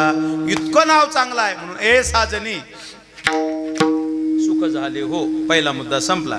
आता दुसरा मुद्दा ऐका. का सुख झालं? दुसरा मुद्दा ऐका. दुसरा मुद्दा असा आहे, जो देव आहे ना तो स्वभावता सुंदर आहे म्हणून सुख झाले हो. स्वभावानं देव सुंदर आहे. या जगात देवासारखा स्वभाव नाही कोणाचा. देव स्वभावता सुंदर आहे. किती सुंदर आहे. भागवतात एक श्लोक आलेला आहे. अहो बकियम स्तनकालकुटम जिघासनापाय यद्यपि साध्वी लेभे गतिर्धातुर्चित्तं तदोषम कमवा दयालो शरणं व्रजेम. याचं वर्णन ज्ञानोबा ज्ञानेश्वरीत करतात. तुहा सनकादिकाची या माने मुक्ती सायुजता दिधला पुतने जीविषाची या स्तनपाने मारू आली. काय गोड वर्णन करतात ज्ञानोबाराय. ज्ञानोबाराय म्हणतात अरे जी विष घेऊन मारायला आली बाई. कोण? पुतना. पुतना हाल विष घेऊन मारायला आली होती आणि मारायला आली आणि ते विष घेऊन मारायला आल्यानंतर देवानं पाहिलं मला मारायला आली. देवानं ते विषही पेलं. ऐका आणि तिला काय केलं तर तिला मोक्ष प्रदान केला. कोणाला? पुतनेलं. जी विषाची विष घेऊन आली, विष, तिलाही सुद्धा सायुज्यता नावाचा कायद्याला तुहा सनकाधिकाचे आमाने. सनकाधिकाला जो मोक्ष तोच मोक्ष कोणाला? पुतनेलं. पण का? मारायला आली होती, पण तिलाही मोक्ष. इतका स्वभावानं देव किती आहे सुंदर आहे, एवढा स्वभावानं चांगला आहे. ऐका ना तुम्ही माऊलीच्या सोहळ्यात जाताना सगळे मग ऐका ना, जे दिंडीत चालतात तैलही तेच फळ, आणि जे टरकायच्या मांग आंब्याच्या लाईनीत, कुलड्याच्या लाईनीत, बिस्किटाच्या लाईनीत लागतात तैलही तेच फळ. काय हसा लागली बघा. ते म्हणतात बाई आता लाईनीत लागायला मी मोकळी झाली. ऐका नाही म्हणले काय कशाची लाईन आहे? हा म्हणले बाई ते मोतीचे लाडू वाटू असं. म्हणले मग ती दिंडी सोडून केली भिलड्या तिकडे आहे का? मला माहिती आहे ना तुम्ही दिंडीतले सगळे. काय काय दिंडी फक्त घरी येऊन तेच सांगायचं का मी बाई अशी मजा आहे बाई, इतका आनंद आहे बाई माऊलीच्या सोहळ्यात बाई. म्हाताऱ्या कोत्या तेच गप्पा, काहीच गप्पा नाही दुसऱ्या. बाई इतका आनंद आणि एवढी मजा आहे बाई. हो बाई, बाई लगे लय आनंद आहे बाई, लगे मी लगे लय आनंद आहे बाई. मग ती म्हणते का कोणता आनंद आहे बाई? अशा टरकाच्या टरकच लागतात. आनंद आहे का? तो भजनाचा सांगत नाही कोणी. बाई टरकाच्या टरकच लागतात. आणि मग बाई लगे त्या पुण्यात तर बाई लगे कोणी कपडेच वाटतं बाई, कोणी छत्र्या वाटतं बाई, कोणी लगे चादरी वाटतं. आणि बाई एक तो ट्रक आला बाई ना आंबेच ना बाई एवढे एवढे आलो, एक आंबा बर. आणि बाई एका ठिकाणी तर बाई काय वाटलं आहे का नाही? बाई लगे आणि काय काय येड्यान फक्त घ्यायचंच केलं. इतकं घेतलं मारा युरियाची अर्धी थैली भरली. आणि मग लक्षात आलं हे खराब लागलं. मग तिथून पुढं त्या फलटणपासून निसते किलोमीटरच्या दगडावर निसते वाळू घालीलच परगाना सगळा. ऐका ना, ऐका. अरे तुम्ही काही केलं ना तरी देवाला तुमची काय आहे? आवड आहे. आवड आहे म्हणून देवानं सांगितलं. आवड नसते देव कशाला म्हणलं असता? देव म्हणाला आषाढी कार्तिके विसरू नको मला. हो आषाढी कार्तिके विसरू नको मला. आषाढी कार्तिकी विसरू नको.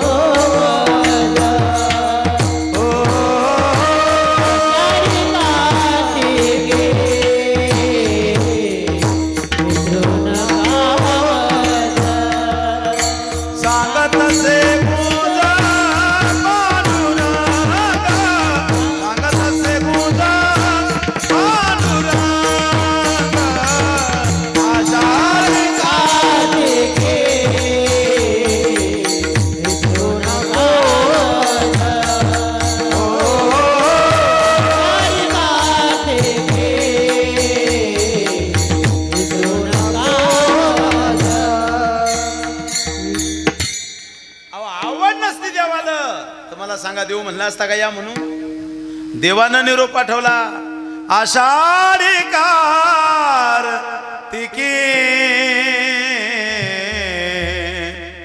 विसरू नका माझा. अरे पंढरीश परमात्म्यानं निरोप पाठवा तुम्हाला मला. काय? आषाढी कार्तिकी विसरू नका माझा. सांगत से गोजा पांडुरंग. अरे देवानं बोलवावं याचा अर्थ देवाला तुमची काय आहे? आषाढी कार्तिकी तुझ्या गोंधळाची जाती हो.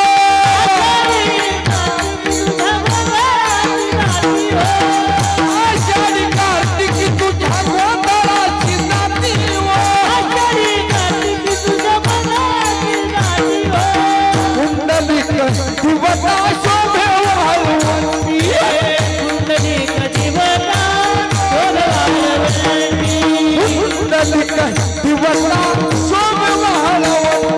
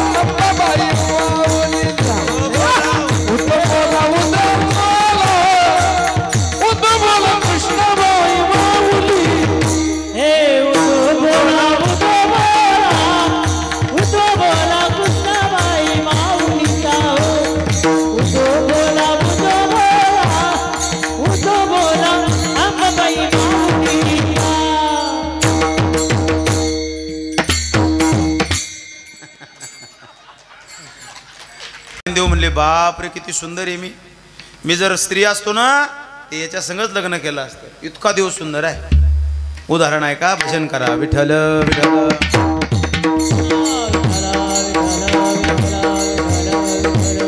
आवाज मोकळा द्या, मोठा द्या आवाज मला. रामायणातलं फार सुंदर उदाहरण आहे. काय झालं? भगवान प्रभू रामचंद्र पंचवटीत आले आणि पंचवटीत आल्यानंतर त्या पंचवटीत भगवान प्रभू रामचंद्र राहू लागले. आणि राहत असताना त्या पंचवटी या क्षेत्रामध्ये जवळजवळ 16,100 ऋषी साधना करत होते, तपश्चर्या करत होते, रात्रंदिवस तपश्चर्या करत होते. तपश्चर्या करत असताना ते ऋषी एकमेकाला भेटले. म्हणले को ऐकलं का? काय? अहो म्हणले या पंचवटीत भगवान प्रभू रामचंद्र आले, राघवेंद्र सरकार आले. म्हणले मग चला देवाच्या दर्शन आलं. 16,100 ऋषी निघाले. ऐका, 16,100 ऋषी निघाले. 16,100 जण ते निघाले. सर्व एका ठिकाणी जमा झाले. म्हणले का हो चालता का आता? म्हणले चला. राघवेंद्र सरकारचं दर्शन घ्यायचं. म्हणले हो. म्हणले का हो जर रामानं राघवेंद्र सरकारनं प्रभू रामचंद्रानं जर आपल्याला विचारलं की मागा तुम्हाला काय मागायचं तर काय मागसाल? अहो देवाच्या दर्शनाला गेल्यानंतर देव म्हणलंच काहीतरी मागा म्हणून. मग काय मागसाल? सगळे म्हणले काय मागाव? म्हणले सांगा ना काय मागसाल? त्यातलं एक जण म्हणले मागायसारखं काही राहिलं नाही, आता आयुष्यभर साधना केली, फक्त साधना करता करता एक गोष्ट राहून गेली. म्हणले काय? लग्न नाही झालं म्हणले आपलं कोणाचंच. म्हणले मग? म्हणले बायको मागा. ते म्हणले येड्याने काय करायला लागले, देवाला बायको मागत असतात का? हां, देवाला बायको मागू नये, मागणं योग्य नाही, ते शोभत नाही आपल्याला, आपण साधू आहे. नाही म्हणले पण मग तेवढंच राहिलं ना, मग तेवढं मागणं तर आहेच ना. त्यातला एक जरा साधू माझ्यासारखा होता, जरा विचारानं. ते म्हणलं देवाला मागायचं काम नाही. म्हणले म्हणले कसं काय? म्हणले मी असं ऐकलं की त्या देवाच्या पायाला दगडाचा स्पर्श लागला आणि स्पर्श झाल्याबरोबर त्या दगडाची सुंदर स्त्री झाली. म्हणले खरं आहे का नक्की? अहो म्हणले 100% खरं आहे. म्हणले दगडाची स्त्री झाली? म्हणले हो. अहो म्हणले मग तर देवाला बोलायचंच काम नाही ना. म्हणले मग? अहो म्हणले एक एक दगड घ्या सगळं, काय ताणच काय? म्हणले पण गोष्ट खरी आहे का फेक न्यूज आहे? आता फेक न्यूज यायला लागल्यात का? नाही, हां फेक न्यूज नाही ना. अहो नाही. म्हणले बाबा प्रमाण आहे आपल्याकडं. म्हणले काय? फार सुंदर प्रमाण आहे. काय झालं? प्रभू रामचंद्र एका ठिकाणी आले आणि दगडाला पायाचा स्पर्श झाला आणि पायाचा दगडाला स्पर्श झाल्याबरोबर त्या दगडाची एक सुंदर स्त्री झाली. म्हणली आणि ती स्त्री बोलायला लागली. काय बोलायला लागली? ती स्त्री बोलते श्रीरामा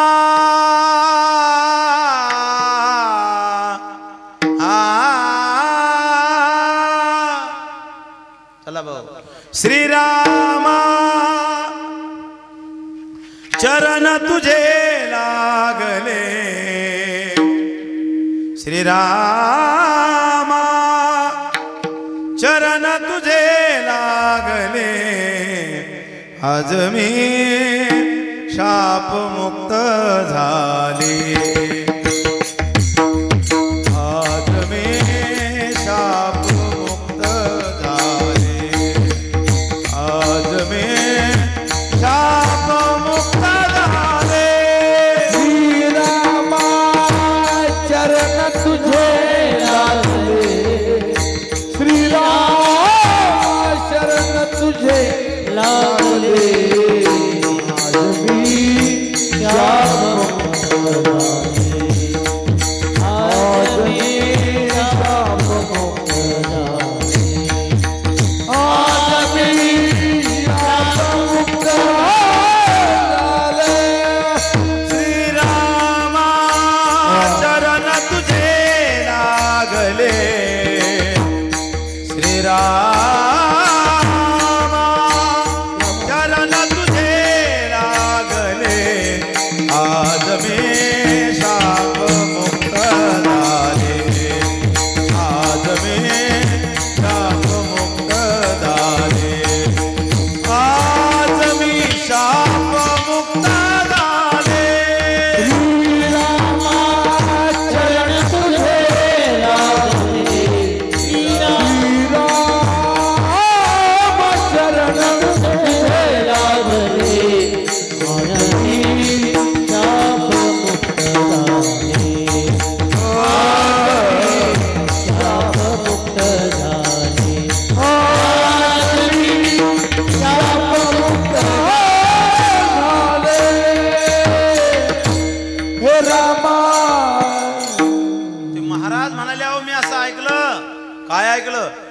त्या स्त्री प्रगट झाली दगडातून आणि ती बोलू लागली काय, श्रीरामा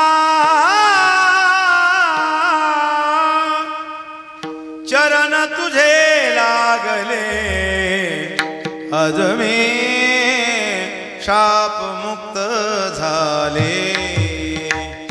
राम प्रभूला ते बोलू लागली की मी दगड होते, पाय तुमचा पाय मला लागला, स्पर्श झाला आणि मी स्त्री झाली. ते सगळे महाराज म्हणले खरं आहे ना? अहो म्हणले 100% खरं आहे. म्हणले मग देवाला बायको मागायचं काम नाही. मग म्हणले आता आपाप तुम्ही प्रत्येकाने विचार करायचा, गपचूप जवळ दगड ज्यान त्यांच्या झुळीत घ्या. म्हणले काय करायचा? तिथं जायचं आणि रामाच्या पायाला लावायचं. फक्त गोंधळ करू नका, कारण गोंधळानं स्कीमा बंद होतात. कळलं ना? शांततेनं जायचं, गपचूप पाया पडायचं. पायाला दगड लागला की त्याची काय होईल? स्त्री होईल. आणि स्त्री झाल्यावर तो काही कृष्ण नाही, राव द्या. तो कोण आहे? तो राम आहे, श्रीकृष्ण आहे महाराज. तो कुठे गेला की तो राव द्या, मी तयार आहे का नाही? म्हणून स्त्रिया कधीही, ज्या मुलीचं लग्न राहिलं ती देवाला प्रार्थना करते मला नवरा कोणासारखा दे, रामासारखा. एखादीचे नट ढिल्ले असेल तीच म्हणत की मला कृष्णासारखा दे. जिथं गेला तिथं नवीन दररोज बायको आणणारा. हुशार मुली त्या रामासारखा नवरा मागते. एखादी मुलगी आली तिला बिचारी लक्षात नाही येते, देव बाप्पा मला कृष्णासारखाच नवरा दे. बर तसं मागायचं नाही काही बी. ध्यानात ठेवा. राम प्रभू फक्त गोंधळ करायचा नाही, शांततेनं जायचं. कुठलीही गोष्ट शांततेनं असली की चांगली होती. म्हणले बर घ्या म्हणले दगड आपापले, फक्त गोंधळ करू नका बरं का. आणि शांततेनं लावायचं, काही चिंता करायचं काम नाही. देव आहे तो शांत आहे आणि काळजी करायचं काम नाही. आज 2ही वाजले, चिंता आहे का आज? काही आज काय चिंता आहे? आभाळ गेलं, वातावरण शांत झालं आणि पहिला दिवस येत. मग काय लय जागरण आहे बा दुरुचं, काही म्हणायचं काम आहे का? नाही. आणि मला काय कथा चालू नाही, त्यामुळं मलाही आज काही थकवा नाही. बरं राहिला यायचं गोष्ट यायला माहिती आता घरच्यावानी कार्यक्रम आहे सगळा. वय ती शिल्लक झाली कमी झाली तर ठरलेलं आहे तेवढंच आहे, ते काही कमी जास्त होणार नाही. चला ऐका. आणि मग सगळे म्हणाले चला घ्या दगड. आणि मग त्या साधू लोकांना काय केलं, त्यातला सगळ्यात एक महाराज होता, त्यानं आपला तिथला जे दगड उचलला आणि आपल्या धुळीत टाकला आणि पुढं झाकला. मागचा म्हणले अरे तू ते दगड कोणता टाकला? म्हणले काय झालं? अरे ते दगड तर पाहा त्यानं. म्हणले झालं काय? अरे तो मांजरे आहे ना. म्हणले मग मांजऱ्याचं काय आलं? अरे पण तो मांजरे आहे, मांजऱ्या आपण मांजऱ्याचं काय आलं? अरे म्हणले तू एकाच पाण्यात त्याची माती होते ना. म्हणजे मग अरे म्हणले ती 1 वर्ष राहील ना बायको. म्हणले जाऊ दे ना, तुला काय करायचं तू चांगला घे ना, काहून गोंधळ करायला लागला? आपलं ते म्हणले जाऊ दे, त्याचं ते पाहत बस.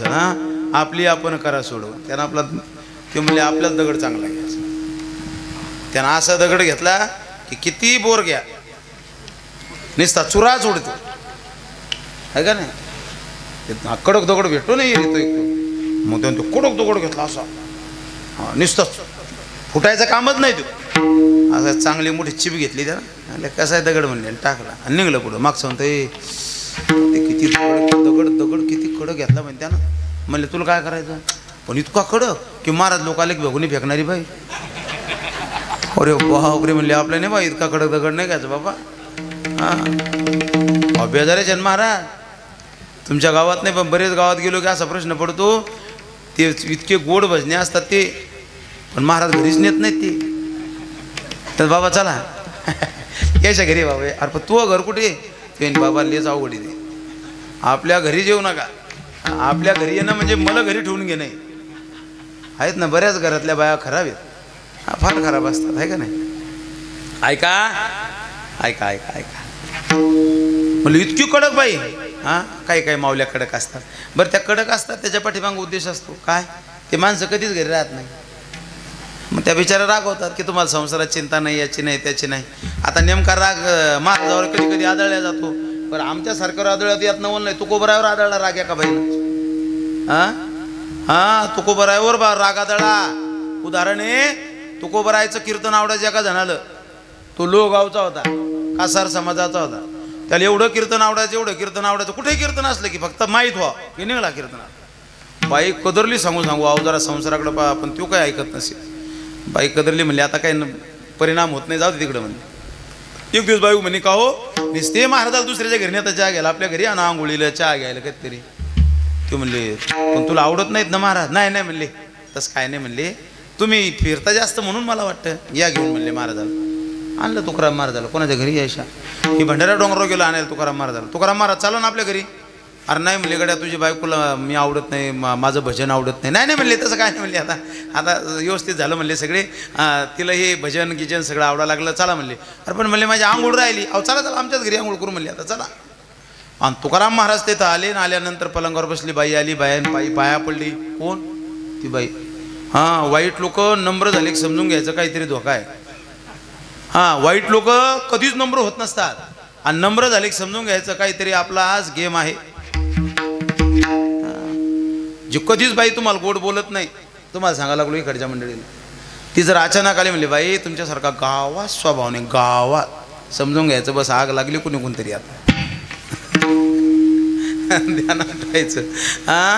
अति नम्र नीच दाई, रामायणात सांगितलं. नम्र लोक ज्यावेळेस गोड बोलतात ना, नीच असतात ते ज्या दिवशी गोड बोलतात त्या समजून घ्यायचं काहीतरी आपला झटका आहे.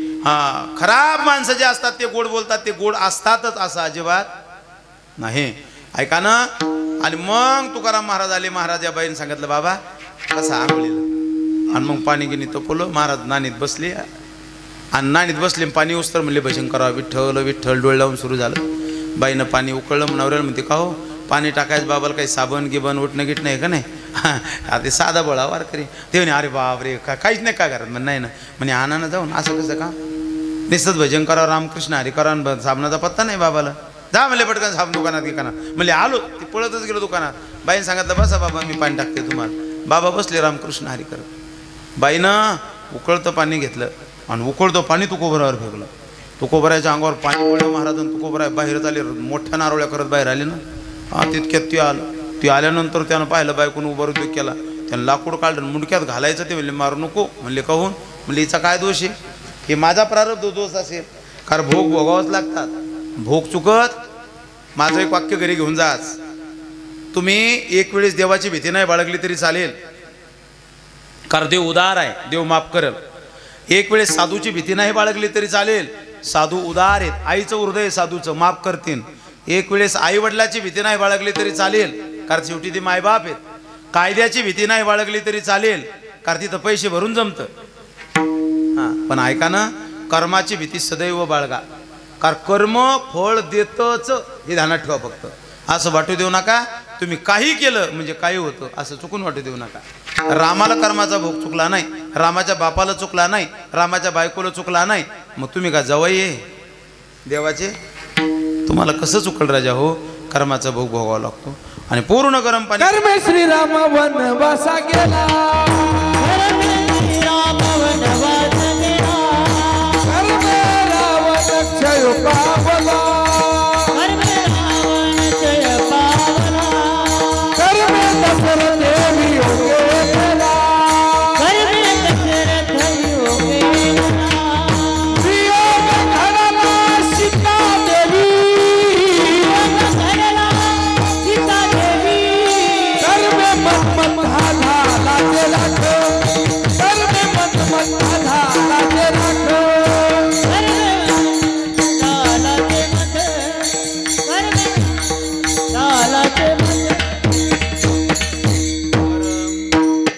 कर्मे श्रीराम वनवासा गेला. कर्मानं रामाला वनवासात जावं लागलं. रावणाचा क्षय झाला. राजा दशरथाला मरावं लागलं. सीतादेवीला वनवास घडला. तुमचं आमचं काय घेऊन बसले गड्या हो? कर्माचा भोग भोगावा लागतो, ध्यानात ठेवा. मग मी असो का तुम्ही असो. मी लहानपणी रेडिओवर एक गाणं ऐकलं होतं, फार सुंदर गाणं लागायचं रेडिओवरती. जगी जीवनाचे सार घ्यावे जाणून सत्वर, जैसे जाचे कर्म तैसे फळ देतो रे ईश्वर, जैसे जाचे कर्म तैसे फळ देतो रे ईश्वर. कर्माचा भोग साधूला चुकला नाही, कोणाला चुकला नाही. ऐका, खराब बायको होती, त्यानं पाणी फेकलं. बायको खराब असू शकते. पुढचा म्हणाला अरे एवढी खराब बायको, एवढी कडक. ते म्हणले मग तुला हिशोबानं दगड घे ना. मग आता सगळ्यांनी दगड घेतले. आता कोण काय काय दगड घेतले मी काय एवढं काय तुम्हाला सांगत नाही. तुम्ही बसल्या बसल्या दगड निवडा, तेवढं तर काम करा. कोणी संगमरवरी घ्या, कोण कोद्या दगड घ्या, कोण आता बसल्या बसल्या निवडा तुम्ही जसा दगड. बस तुम्ही आता ठरवा काय करायचं. आणि मग सगळ्यांना आपापल्या झोळीत दगड घेतले, हातात दगड. म्हणले पा गोंधळ करू नका, रामप्रभूच्या पायाला लावा. सगळे आले. लक्ष्मण दादा बाहेर येत. लक्ष्मण दादा सांगितलं जा पटकन रामाला सांगा आम्ही आलो म्हणून. आणि रामप्रभूला लक्ष्मण दादा आत गेले. म्हणले कोणीतरी साधू बाहेर आली. रामप्रभू आता बाहेर यायला लागले. झोपाटा बाजूला झाला. सगळे साधू 16,100 ऋषी म्हणाले ऐका आता गोंधळ करू नका, देव बाहेर यायला लागले. झोपाटा बाजूला झाला. चला सावधान, सगळे उभे राहा, सरळ राहा. हां सगळ्यांना डावा पाय पुढे, हातात दगड आहे आणि उजवा पाय पुढे टेकून फक्त देवाच्या पायाला लावायचा. एवढंच काम बाकी राहिलं. का सुख झालं याचं तिसरं कारण सांगा लागलो बरं का. आणि मग हातात दगड वर आला, पाय उचलल्या गेला आणि तेवढ्या झोपाटा बाजूला झाला आणि देव समोर येऊन उभा राहिला. देवाचं स्वरूप पाहिलं महाराज आणि मोहित झाले सगळीच्या सगळी साधू.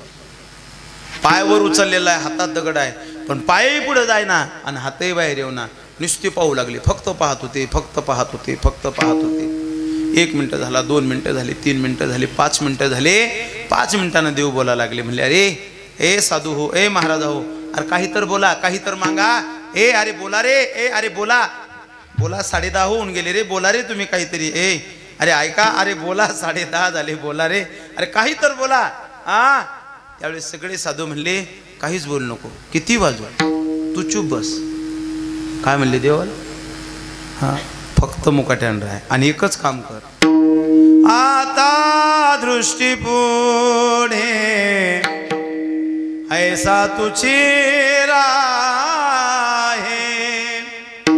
जो मी तुझ पाहे पांडुरंगा. बस देवा अरे काही बोल नको, फक्त असाच उभा राहा बस. आता दृष्टी पुढे ऐसा तुझी राहे, जो मी तुझ पाहे पांडुरंगा. बस लाचावले मन लागली सिगुडी. बस असाच राहा, असाच राहा. 1 मिनिट 2 मिनिटं पुन्हा वाढले. देव म्हणले अरे मागा, काही तर मागा. सगळ्यांनी एकच मागितलं. म्हणले देवा अरे तुझ्यावर गोपिका मोहित होतील यात नवल नाही. आम्ही 16,100 लोक तुझ्यावर मोहित झालो देवा, आम्हाला काही देऊ नको. तुला जर द्यायचं असेल ना तर फक्त एक काम कर देवा, काय आमच्या संग लग्न कर. देव म्हणले थोड्या दाड्यात पहा. अरे तुम्ही माणसं आहे, भल्या माणसं काय बोला लागले. म्हणले देवा ते आम्हाला काही माहित नाही, आमच्या संग लग्न कर. शेवटी देव म्हणाले या जन्मात तुम्ही माणसे, पुढच्या जन्मात स्त्रिया व्हा, मी तुमच्या संग लग्न करीन. ही कथा तुम्हाला ऐकायला भेटणार आहे. पण 6व्या दिवशी भागवतात. कितव्या दिवशी? हा मग ते 16,100 ऋषी त्यांची ती अपेक्षा, ते सगळ्या स्त्रिया झाल्या. आणि मग देवानं त्या 16,100 अधिक 8 पहिल्या अशा 16,108 पत्न्या झाल्या. कोणाच्या? गोपाल कृष्णाच्या, आहे का नाही? हा का? कारण देव एवढा सुंदर आहे, स्वरूपता देव सुंदर आहे. म्हणून ए साजनी सुख झाले. हो म्हणून सुख झालं, म्हणून सुख झालं देवाला. 3 कारण. मग ज्ञानोबराय पुढे काही लोक आले. म्हणले ज्ञानोबराय कळालं आम्हाला, देवाला पाहिल्यानंतर तुम्हाला सुख झालं, एवढं सुख झालं, याचं कारण परत काही आहे का? म्हणले आहे ना कारण. कोणतं कारण? अभंगाचं द्वितीय. विठ्ठल बरवा,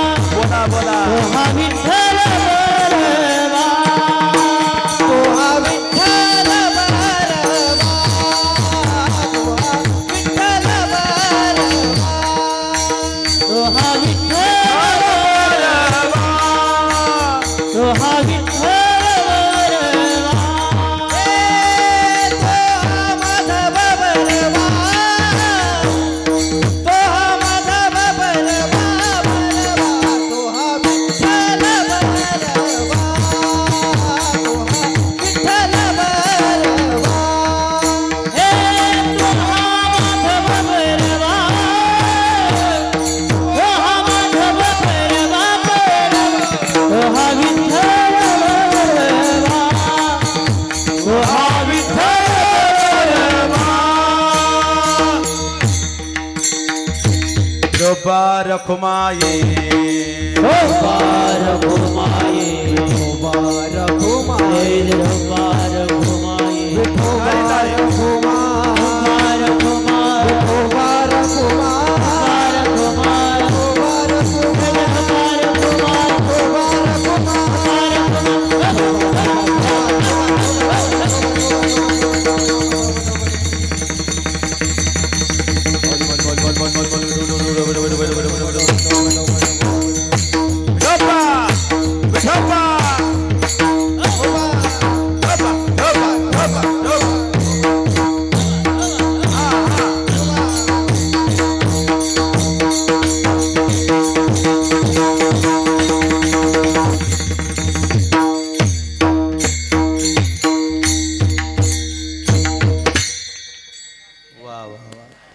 चला एकदा या सगळ्या भजन्या मंडळीसाठी टाळ्या वाजवा.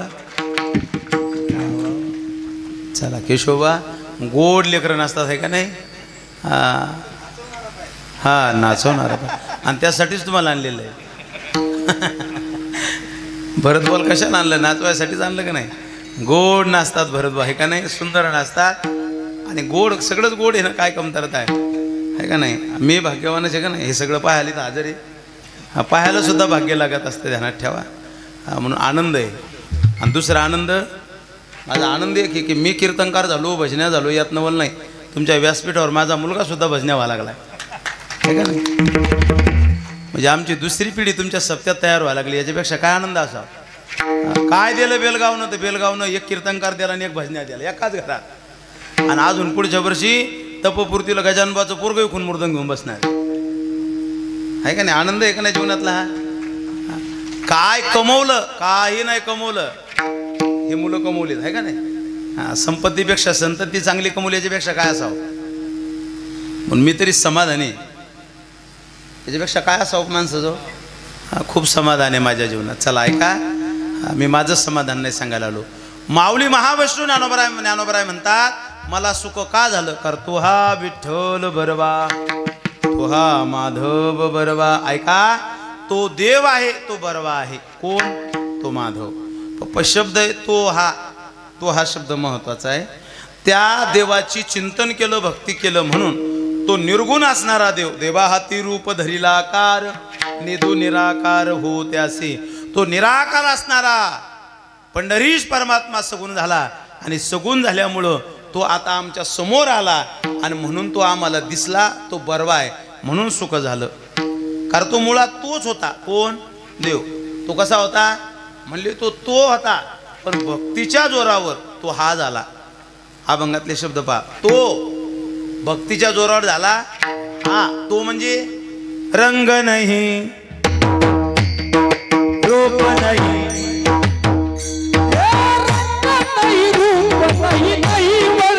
छाया रंग नहीं रूप नहीं नहीं रंग रंग रंग रंग रंग रंग रूप नहीं नहीं वर्ण छाया नहीं रूप नहीं नहीं वर्ण छाया निराकार तुझ रंग राया निराकार निर्गुण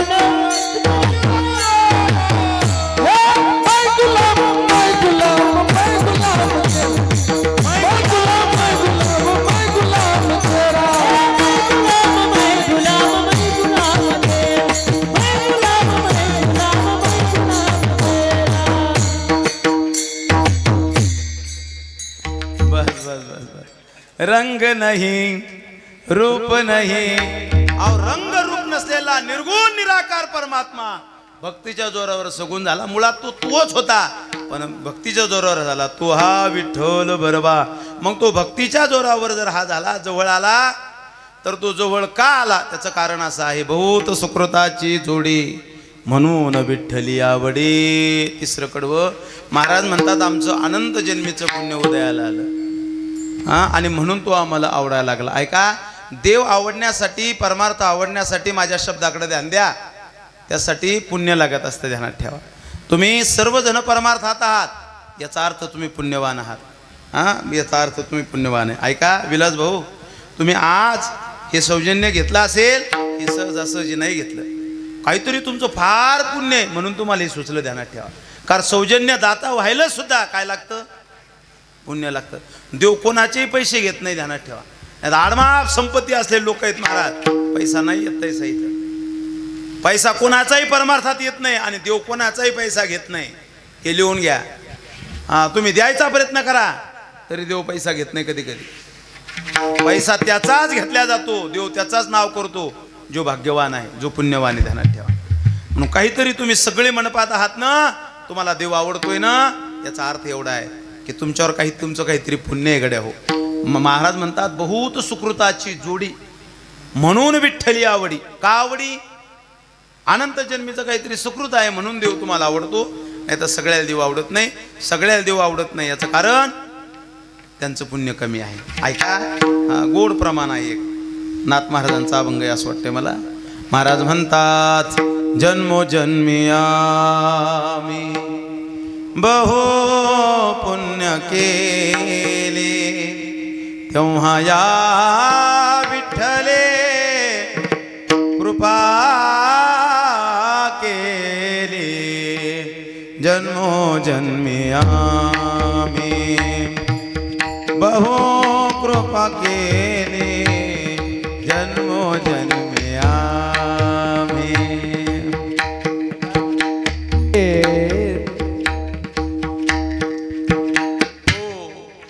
जन्मोजन्मी आम्ही बहु पुण्य केले, तेव्हा या विठ्ठले कृपा केली. अहो अनंत जन्मोजन्मी आम्ही पुण्य केलं, तेव्हा देवानं आमच्यावर कृपा केली आणि आज आम्ही देवाचे झालो. भूत सुकृताची जोडी म्हणून विठ्ठली आवडी. म्हणून देव आवडा लागला आणि आवडा लागला म्हणून सुख झालं नाही, कारण तो सर्व सुखाचे आगर. बाप रखुमा देवीवर सर्व सुखाचे आगर. तुम्ही बसलेत, प्रत्येका जीवनात काही काही दुःख आहे. सुखी एकही माणूस माझ्या जवळ नाही महाराज. जो देखे सो दुखिया बाबा, जो देखे सो दुखिया बाबा, सुखिया कोई नहीं रे. तो प्रत्येक माणूस दुःखी गड्या. हो, एकही सुखीने ध्यानात ठेवा. पण मग ते सर्व सुख प्राप्त करायचं असेल तर तुम्ही काय करा? माझ्या देवाचं भजन करा. तो कसा आहे? तो सर्व सुखाचे आगर. बाप रखुमा देवीवर. फार चिंता करू नका, टेन्शन घेऊ नका. गोड देवाचं भजन केलं पाहिजे, चिंतन केलं पाहिजे. दुसऱ्याकडे पाहून जगू नये, आपण आपल्याकडे पाहून जगलं पाहिजे. या जगात कोण सुखी आहे सांगा बरं? प्रत्येकाच्या जीवनात दुःख आहे. कोणी दुःखी आहे. खरं तर गाणं म्हणून एक गाणं आठवलं मला. ते बंद करा बरं का, ते कट करा मी म्हणलं तरी. कारण आता मला वारकरी म्हणून समाज पाहा लागला. गाणे म्हणले, लोक म्हणतील काय लावलंय ना, इथं काही चाललं. हे सगळे आई वडिलाच्या. काही लोकांना घर नाही, बायको नाही, लेकर बाळा नाही, हातपाय नाही. ते आळंदीच्या, देहूच्या, पंढरपूरच्या वाळवंटात पडलेले कमी लोक दुःखी आहे जगात. म्हणून स्वतःला सुखी समजा ना. तुम्हाला किती द्या तरी दुःखीचे चेहरे तुमचे. कधी 12 वाजेल काय झालं? अवघड झालं महाराज. दरवर्षी 10 पोते होत असतात, यावर्षी 9 झाले. अरे झाले तर खरी, हसणं सुखानं. डोकायचा काहीच मिळ नाही गड्या. हो, ध्यानात ठेवा. म्हणून तुम्ही भाग्यवान आहे. हे का लहानपणी मी गाणं ऐकलं होतं. सुखी रहा, आनंदी रहा, प्रसन्न रहा, मस्त रहा. अरे माझा भगवान पंढरीश परमात्मा, माझे गजानन बाबा सदैव तुमच्यावर कृपा करतील, यात शंकाच नाही. एकदा गोड हात वर करा आणि गजानन बाबाचं भजन. शेवट कन कन में गण गणात बोलते गुरु गजानन माऊली. कन कन में गणात बोलते गुरु गजानन माऊली. कन कन में गण गणात बोलते गुरु गजानन माऊली. कन कन में गणात बोलते गुरु गजानन माऊली. अनंत कोटी ब्रह्मांड नायक गुरु गजानन माऊली. अनंत कोटी ब्रह्मांड नायक गुरु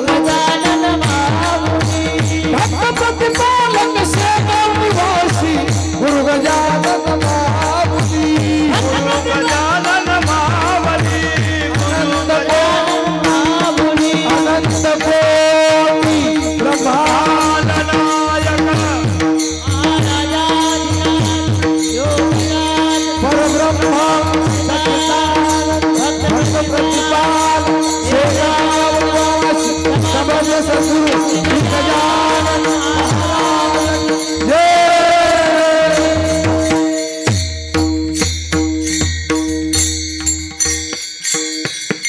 सर्वांना धन्यवाद. अभंगाचं अर्थ सरळ सरळ मांडला. वेळ राईट संपलेली आहे. सर्वांना धन्यवाद. पुनश्च गावकऱ्यांनी भजनी मंडळांनी मला या ठिकाणी सेवा दिली त्याबद्दल धन्यवाद. जाता जाता दोनच सूचना झाली ना. आईला आई म्हणणारे आणि बापाला बाप म्हणणारे इतके जरी झाले तरी भरपूर ध्यानात ठेवा. म्हणून माझी नम्र विनंती, आज सुधारायचं फक्त एवढंच ठिकाण राहिलं. सप्ते सुधारायचे, बाकी सगळे बिघडायचे ठिकाणी. मोबाईल, टी व्ही, रेडिओ, पानटपऱ्या, बस स्टँड सगळे बिघडायचे. म्हणून माझी नम्र विनंती सर्व गावकऱ्यांना, तरुण मंडळीला, हे बंद पडू देऊ नका. काही अवघड नाही मोठ चालू ठेवणं. थोडं थोडं जर सगळ्या ह्यानं जर केलं तर वर्गणी वाढेल. माझं म्हणणं आहे, आपल्या सप्त्याची वर्गणी आपल्याजवळ जवळजवळ लाखात पाहिजे. मी मांडवा नावाच्या अशी कित्येक गाव आहे, त्यावेळेस भरतभाऊ होते माझ्या सुट्टीला. तिथं 45 लाख रुपये सप्त्याची जमा आहेत. किती? 45 लाख. आणि पुढच्या वर्षीचे 30-30 हजाराचे दाते 35 तयार झालेत. किती? 35. किती हजाराचे? 30-30 हजाराचे. 20-20 हजाराचे 51 तयार आहेत पुढच्या वर्षीचे. पैसे बाकी असू ना. भरतभाऊ तिथं हजर आहे. तिथं प्रत्येक गायकाला सगळ्या याला 30-30 हजार रुपये दिले. भरतभाऊ म्हणले इतके. म्हणलं दिलेत ना, घे. म्हणलं नको टेन्शन घेऊ, बेलगावात कमी घे.